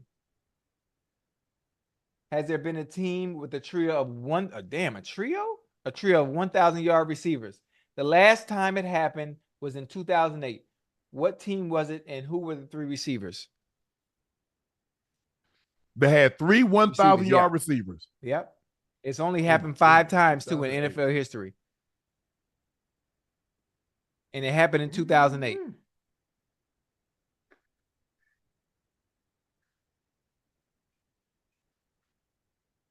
It's a good one. Oh, shit. I'm about to say something. You know what? I'm going to go on a limb. I'm going to say the Colts with Marvin Harrison, Reggie Wayne, and Gonzalez. Gonzalez or Stokely? Was Stokely still there? He wasn't there? No, but you are wrong anyway. The answer is the 2008 Arizona Cardinals. Larry Fitzgerald had 1,431. Anquan Bolden had 1,038. And Steve Breston had 1,006 yards. Yeah, I'd have never got that one. Okay, number 5. Oh, the Colts had it in 04. That's when Stokely was there. Okay. Stokely did have it, but not in 2008. True or false? Russell Wilson has more career rushing yards than Cam Newton. Ooh. True or false? Russell Wilson has more career rushing yards than Cam Newton. Don't forget, Russell had them legs, boy. Back in the days now. So be careful.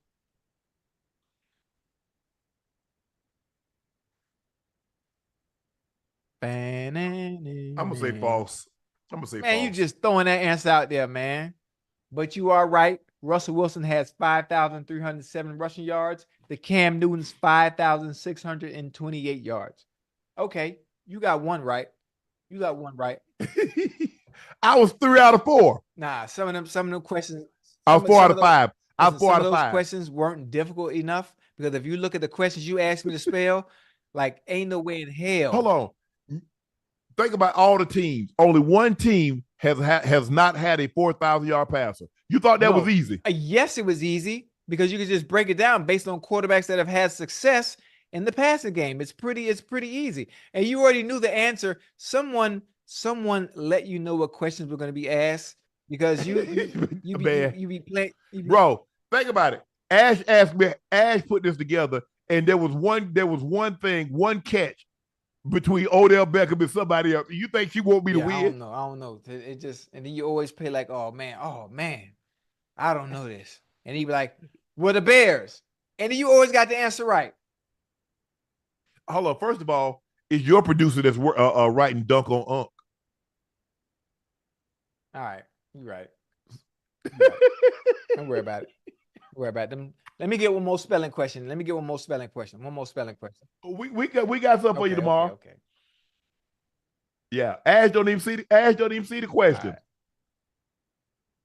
All right. It's time for our last segment of the day. and it's a Q&A, baby. Ask me anything.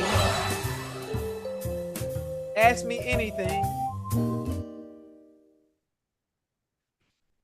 Isaac Lopez says, "Hello, Unc and Ocho. I saw you, Unc, in the Jumbotron at the Lakers game last night. It was my second ever NBA game. LeBron and Steph were cooking. What a game. Fortunate to see them play."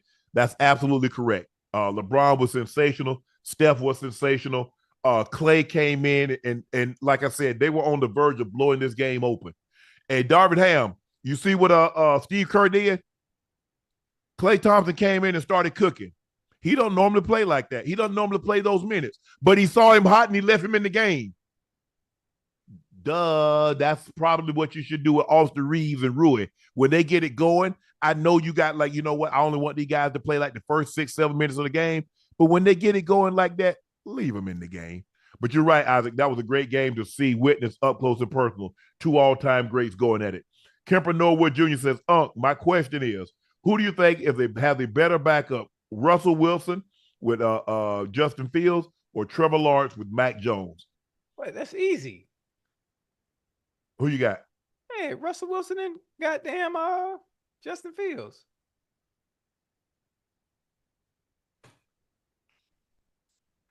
You got to think about that. Yeah, because it might be closer than you think. When you say they're better than Justin Fields, are you just looking at talent or are you looking at play? I'm looking at them being able to extend plays. I'm looking from a talent perspective as well. What Justin Fields was able to do in spurts, what Russell Wilson is capable of doing, and I'm looking at supporting cast. You do. Mac Jones led a team to the playoffs his rookie year, right? What has he done since then? Justin Fields never led a team to a playoff. Again, I'm going with Justin Fields and with their supporting cast too. The supporting cast over in Pittsburgh is much better than that. I mean, I'm trying to understand how the goddamn Jags. I mean, they lost Ridley. I mean, Ridley. I mean, now they still got Christian Kirk. Special. They still got Evan Ingram.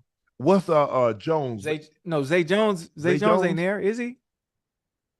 Yeah, did he leave? Okay, Zay is still there. Yeah. ATN. Ooh, he nice. I think, you know what, Ocho, it's closer than you think, but I would go with Fields. If you give me a choice to take one or the other, I'll take Fields. But I ain't going to give you a whole lot for either one of them. Further said, looking back, how do you feel about your comments on Mahomes after he was drafted? You said he would be the least successful between Watson and Trubisky. I thought Watson hadn't disappointed. When Watson was in Houston, he was sensational. Trubisky, I didn't think Trubisky. I couldn't understand how somebody let Watson go after Trubisky. I was based on looking at guys that have come out that system, the system that Mahomes cut his teeth in. Nobody's ever been successful. So I'm just basing on, I've never seen anybody play that air raid system have success in the NFL. He got with Andy. Andy saw something because they zoomed up. But as I say this, I was wrong in my assessment. But if Andy thought Patrick Mahomes would have been this, he'd have zoomed all the way up to number 1 to take it. But he's been, whoo. I knew he was special and he could be really good. The last game of the season, they played the Broncos his rookie year. It was a very cold game. They rested a lot of their starters. They didn't let Alex Smith play. And he goes out and throws, I think he threw 3 touchdowns. I said, Alex Smith is not coming back next year. No, I'm serious. I was like, he's not coming back. He's better than advertised. I mean, I've like I said, I mean, his first 6 years, 7 years, however many been in the league, nobody can compare to this. I know Brady has the same number of Super Bowls, but he got 2 MVPs, 3 Super Bowl MVPs. It's crazy. I was wrong with that one. I didn't see this one, but I was just basing it on the system that he came out of. Because there have been a lot of guys in that system throw for umpteenth yards. I mean, I think he threw for like 700 yards against Oklahoma. He threw for 700 yards in the game. He threw the ball 88 times, no Ocho. goddamn defense that day. Baker Mayfield threw for like 5-something. Baker Mayfield had like 20-something completions and 500 yards.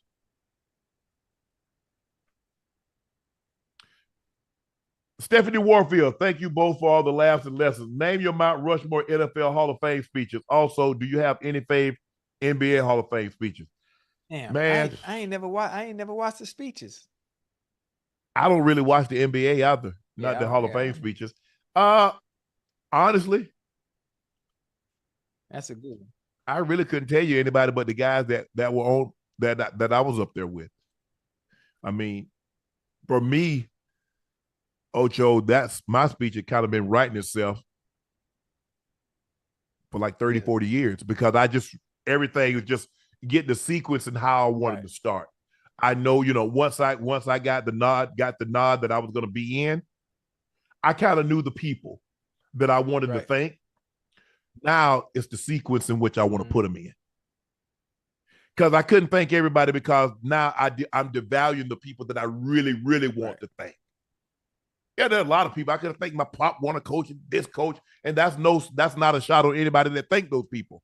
But I wanted the people that I thanked, I want them to feel special, because I don't believe I could have made it here without you. So that was my thought process was. Obviously, I knew my grandmother was going to be last. Kind of knew what I wanted to say. I think, obviously family members, it's easy. You want what you want to say about your brother, you want to say about your sister. Miss Keels, who was my remedial reading teacher. She was also my Spanish teacher. I know people laugh when she told me I should take Spanish and it would help my reading. I said, no, you're going to help me repeat my sophomore year. That's what you're going to help me do. That's the only thing you're about to help me with. And Coach Hall, because Coach Hall had been knowing my family, he drove the bus for my mom. My mom graduated high school in 1960. He drove the bus. He taught my mom now. So here he is teaching my brother and everybody that came through my family. So obviously, Coach Reed for drafting me and believing in me. But like I said, Ocho, I really couldn't tell you a whole lot of Hall of Fame speeches. I've never really watched the Hall of Fame speeches. I know who goes in. Most of the time, if it's someone that I know personally, I send them that text, congratulating, and that's it. As far as watching, I've never watched the ceremony. Yeah. David Bell said, "What's up, Unc Ocho? 2-part question for both. One of the boxing match you wish you could have seen in person besides Floyd, actually watch Floyd fight. Who's the best fighter in boxing right now? Keep up the great work." This one. A boxing question, that's right up my alley. Now, one of the fighters that I wish I could have watched when he was fighting is Emmanuel Augustus.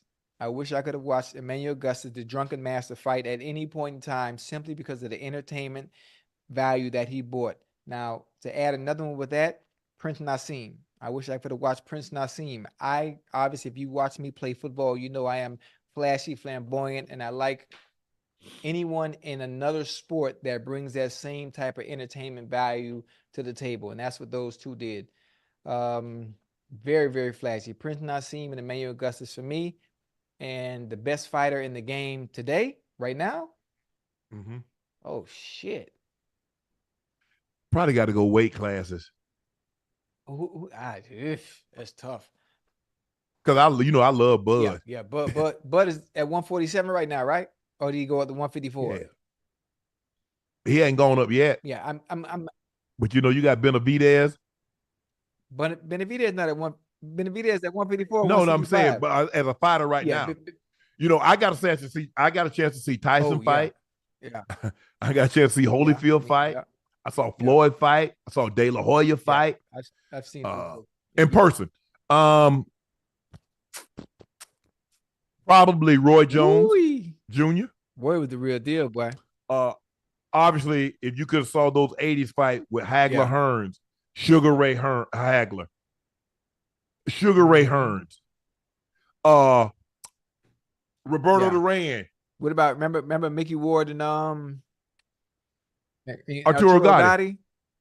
Boy, them was The trilogy. wars. Yeah. Them was some wars. I'm trying to think. At best, honestly, at 147, I'm gonna say excluding Bud. Let's say Bud is at 154. I like Boots. I like Boots Ennis. And then Boots brings that entertainment value, which is why I'm mentioning Boots. He brings that same Prince Nassim type, Emmanuel Augustus type. Later on in the later rounds, he'll start getting flashy and tricky and doing some of the stuff that like is entertaining to me. Yeah, the guy that I don't know if he's the offensive fighter, but he was every bit as good a defensive fighter is a Sweet Pea Whitaker. Sweet Pea, nice. Purnell. Yeah, man. His defense was his offense. Shit. His defense was his offense. But see, Floyd, see the thing with Floyd, until Floyd's hands got brittle, Floyd was knocking people out. People don't realize that Floyd was knocking people out in his career at 140. He was willing to engage more during that time. He sit right there. But his hands, the last thing you want to do is break your hand in the first and second round, third round, and then you got to go because now all of a sudden, but man, Floyd was so good with it, man. Quick as hell.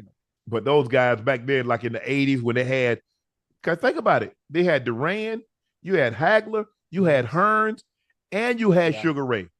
And then on the outside, you had Iran Barkley, who many considered the fifth horseman. Those guys were called the four horsemen. But you had the fifth horseman, which was Iran Barkley. The 80s were loaded. And they the funny thing is, I think we're loaded today. We're loaded today with immense talent, but the problem is getting the fighters to fight each other the way they did in the 80s. Oh, they fight. Oh, they had you had to. I mean, you couldn't, like I said, you couldn't duck. You had to fight. I mean, they demanded. Hearns had to fight Sugar Ray. Sugar Ray but actually Sugar Ray came back and fought Marvin Hagler at 160, not at 147. He fought him at 160. Damn. Because Hagler was a middleweight. Now super middleweight is 168. Roy started at 54, went to 60, went to 168. Middleweight, went to light heavy, won the heavyweight title. Yeah. You know what's funny? I thought I might have saw it. I don't know if the flyer or the little. I saw Charlo and Plant. I thought, I don't know if it was real or not, but for July or June. I haven't seen it. A friend of mine sent it to me. They supposed to fight in June. I don't know if it's real. You know how people just be making flyers and just putting a date on there. But that's gonna be a good one. That's gonna be a good one if they do have that coming up. Oh yeah. People say they wanted to see Sugar Ray and Floyd. Oh, man, that was a good one. Yeah. It's a Gutierrez said Chad Big Mac Slayer Rail. That's your Big Mac Slayer. They want you. That's your last name is Rail. They don't realize that Rail last name is Rosado. Yeah. You rather J-Cast Denver native. Here, what was the better food spot? Denver Diner or Columbine Steak? I never ate at any of those places, so I wouldn't tell you. My place to eat at was Black Eyed Pea. That was my favorite restaurant. No. Black Eyed Pea is not soul food? No. It's home cooking, but it ain't soul food. But they had like mac and cheese and black eyed peas and green beans. Soul food. They had a dressing, but it ain't like okay. I see what you mean. Yeah. I didn't eat it in those places. I'm trying to think. Black Eyed Pea. Where did we? Man, I couldn't even tell you. I ate at Bruce's up in Greeley. Anybody know about Bruce's? Home of the world famous mountain oysters. Oysters? Yeah, mountain oysters. Bull testicles. You eat those? I ate them. And they had some turkey ones up there too. I tried those. But Unc, listen, you eat anything, but when it comes to putting toes in your mouth, it's whoa, just about. Whoa. You eat anything, but put your air brakes on. You know them 18 wheels, you know big Yeah. 18 wheels when they put them ever. Come on, stop now. But you allowing yourself to taste some of everything else, but you don't want to eat no ass. You don't want to suck no toes. I'm trying to understand. Okay, Aaron, you know the dude. Oh. We're not doing that, My Ocho. bad. Let me use the restroom real quick. Go ahead. Go ahead. Man, he always try to get somebody to do some more crazy stuff. Yep. Black Eyed Peas off of Havana. Is it still open? And there was also one off where's that Black Eyed Peas off of? Arapahoe. If I'm not mistaken, there was a Black Eyed Peas off of Arapahoe. Yeah, but those were the days. Those were the days. Whew. Sure wish I had me a good old Black Eyed Peas right here in LA. It probably wouldn't be in this area, but I wouldn't mind take a little drive out there. Man, Ocho, man, I don't know what Ocho be on. I don't know what the deal is, man. I really don't. Nothing. What happened? What? Hey, you know who jersey this is? Some Nigerian. Nope. Okay, I'm gonna give you a hint. And the chat probably don't know either. The greatest Brazilian soccer player that ever touched the pitch. Pele. There you go. Okay, you learning. I like it. Like it. Aaron always asks, what's your top favorite phrases from your grandpa because he had bars? You know what I'm gonna do? I'm gonna actually, Aaron, I'm gonna put not all of them, but I'm gonna put some of his sayings on shirts. But I think my favorite, I think you guys have heard me say it. Never mistake, habit for hard work. That's my favorite. Because people think because they do something over and over, they're working hard. But the majority of the time, they're doing it out of habit. Laney Ray asked, Shannon, you said your goal is to see the top current athletes live in person. Who is next on your list to see live? Ocho, do you have an athlete that you want to see? Well, hopefully, if the Lord spare my life, I'm going to be at the Olympics in 28 because they're going to be here in LA. Who would I want to see live? Man, you know what, Ocho? It's not so many like the basketball players, but I like events. Like I've been to a World Series. I've been to an NBA Finals. Obviously, I've been to a Super Bowl. I want to do Wimbledon. I want to do Daytona 500. I've done that. I've done Wimbledon. I've done Daytona. Maybe I've been to the Derby. Been to the Kentucky Derby. Got an opportunity to meet Bob Baffert, and we've been cool ever since. Who would I like to meet? I met I ain't seeing Mookie wasn't on. Was Mookie on that team? Nah, hell nah. He wasn't on that team. He's with Boston at the time. But I met Mookie Betts. Yeah. Couple of months ago. It's funny. It's funny when you meet people and they call you Unc. They don't nobody call man. Don't nobody call me that. Don't nobody call me by name anymore, Joe. Everybody call me Uncle. They call me Shay. I was like, well, damn. I guess that's stuck. That Unc and Shay stuck because that's all people call me, man. I was having a meeting today, and some young ladies like, hey Shay. I said, who told you that my name's like? We watch your show all the time. We know we watch you in Nightcap with Ocho, and we watch Club Shay Shay, so we know who you were. That's dope. I said, well, thanks for your support. Renata said, Unc and Ocho, much love, Unc.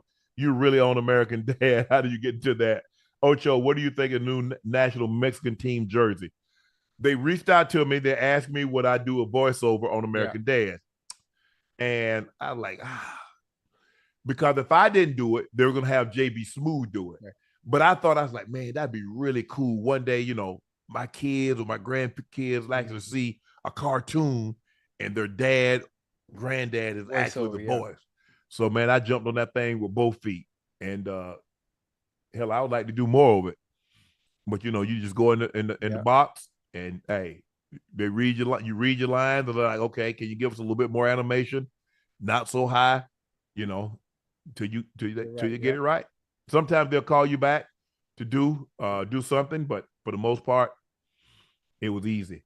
Jay Mann said, Uncle Ocho, I'm debating on if my fiance and I should go to Vegas or Louisiana for our 3-year anniversary for the casino experience. She'll turn, oh, okay. She'll turn 21 a few days before our anniversary.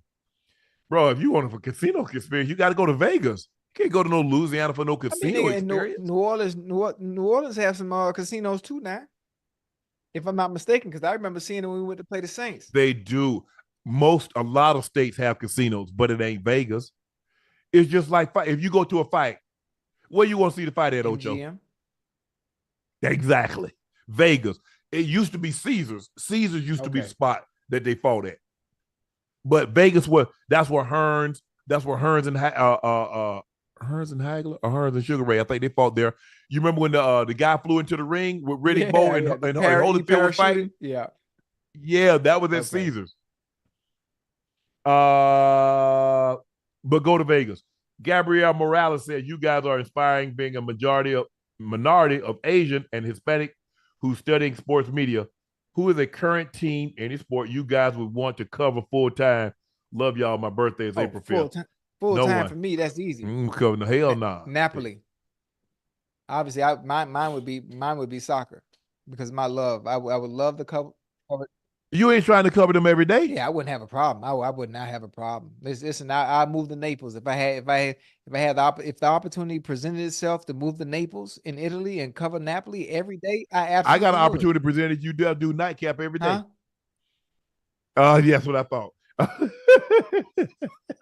Revive says, Ocho, would you be open to coach my finances? I'm not good with money and spend a lot of my money on debt. You older people, you got to pay what you be. Ocho can't help you with that. You got to pay. I want to make myself more financially successful for me and my family. Bro, how did you incur the debt? Hey, once you out of debt, holler at your boy. When you get out of debt, holler at your boy. I get you right. Yeah. And we're gonna start slow. We're gonna start with a 3-month plan. If you can stick to that 3-month plan, we're gonna take that 3-month plan from 3 to 6 months. I'm telling you, I get you right now. We gonna knock out some of your wants, and we're gonna focus on your necessities. That's how we start. But let me ask him this: how did you get in debt? Did you buy a house? Was it medical expenses, or are you wearing your debt? That's a good one. That's it. Because if you wearing your debt, I don't know what to tell you. Take that ish back. Now, if you got a house, you in debt, or you had unforeseen medical expenses, got no problem with that, bro. Things come up. But things you went in debt from some stuff that you didn't need, Ocho can't help you. Isabel Corey, your Uncle Ocho, give me a shout out to my boy Jose A. Garcia and the Denver Broncos. Love. Thanks. God bless you, man. Garcia, Jose. Isabel said she wanted us to give you a shout out, so we giving you a shout out, bro. Appreciate your support. Appreciate you watching us. We really, really appreciate it. Jose, hola, ¿cómo está? Amigo. Uncle Ocho, Unknown E says, Uncle Ocho, I'm 25. I've struggled getting over a relationship, live together, etc. Wasn't my choice to end. Any advice on how to get back myself and gain confidence again and start over? Wait, she left you? Hey, bro, I know. Listen, I know how you feel. I know how you feel. Everybody I've ever dated all my life, bruh, they left me. So I'm with you in the same instance. For me, my outlet and my sense of peace when women left me is gaming. Gaming helped me get through. Because you got to think, for me, gaming takes up 8 hours of the day. So those are 8 hours I'm not thinking about that individual. And that helped me tremendously. And I'm not sitting here playing around, because when someone leaves you, that hurts, because they've been a part of your life. They've been a part of your routine for a very long time. I know I play a lot, but that shit hurt, boy. That shit hurt, boy. That first month, and you're used to that individual being around, and then the thought of damn, they not here. What are they doing? What did I do wrong? You start thinking about all the good times. Yep. Oh boy. Yep. How can I get them Boy. back? And and then you're like, the longer you are apart, the harder it is they're gonna be linked back, because she probably gonna start seeing somebody. You might start seeing somebody. Ah, man, it's tough. It is tough. It's not an easy process. And the longer you've been with that person, the harder it is to get over. Nobody likes rejection. But we've all either rejected somebody or been rejected. That's how I know it's easier doing the rejecting than getting over the rejection. But sometimes it's time to move on. And the loneliest place, and my grandmother told me this, boy, the loneliest place you'll ever be is to be a place where you're not wanted. Ain't nothing worse than that. And then the funny thing about it is, most of the time when you're not wanted, you ain't even paying attention to the goddamn context clues that they don't even want you there. For sure. You blind as hell. Oblivious. Because you done got into a routine, get up, hello, eat, do whatever you doing. And all the while, they dropping them bread crumbs. And you ain't picking them up. Not one. Boy. Not one. But Unknown E,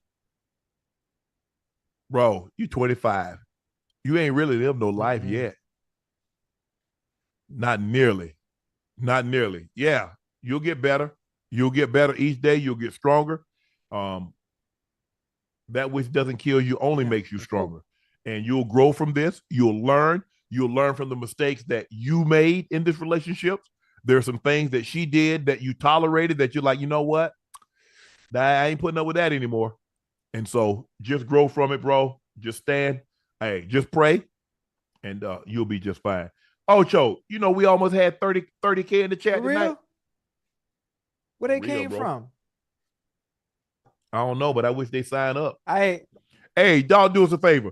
Hey, 30,000 in the chat. I know all of y'all can't. All of y'all are not subscribing. Go ahead and subscribe now. Go on and subscribe. Do that thing for your boy. We try to get to 2 million. We really are. And we're gonna do it with your guys. With y'all guys' help, we're gonna do it. Man. We had 30 tonight. That's awesome. And we'll be right back tomorrow. Thank you for joining us. Please make sure you hit that subscribe button. Make sure you hit that like button. Guys, it's been amazing. Tonight was an incredible show. Hopefully you enjoyed it as much as we did of bringing it to you. Shit. Well, you must have had water in your eyes when you try to spell them damn words, because you ain't getting not one right. Listen, I think we could have had all 30,000 in the chat. I don't think nobody would got none of them words right. They were tough, Ocho. I ain't gonna lie to you. They were tough. Shout out to my dog. Shout out to my Zoe out there watching, man. I appreciate you. That's love. Please make sure you subscribe to the Nightcap podcast feed. You can listen to Nightcap through Club Shay Shay, but we would greatly appreciate it if you signed up through the Nightcap podcast feed. Please make sure you subscribe to the Nightcap podcast feed through Nightcap. Thank you guys for selling out Shea by LaPortier. We're only taking pre-orders. We got a shipment in on the 14th. We'll be able to fulfill all previous orders and any subsequent orders. So thank you guys. The link is pinned at the top. Thank you for joining us. I'm your favorite Unc, Shannon Sharpe. He's your favorite number 85 route runner extraordinaire, Bengals Ring of Fame honoree, Pro Bowler, All-Pro from Liberty City, Chad Ochocinco Johnson Rosado. I love y'all. Good night, and I'll see you tomorrow.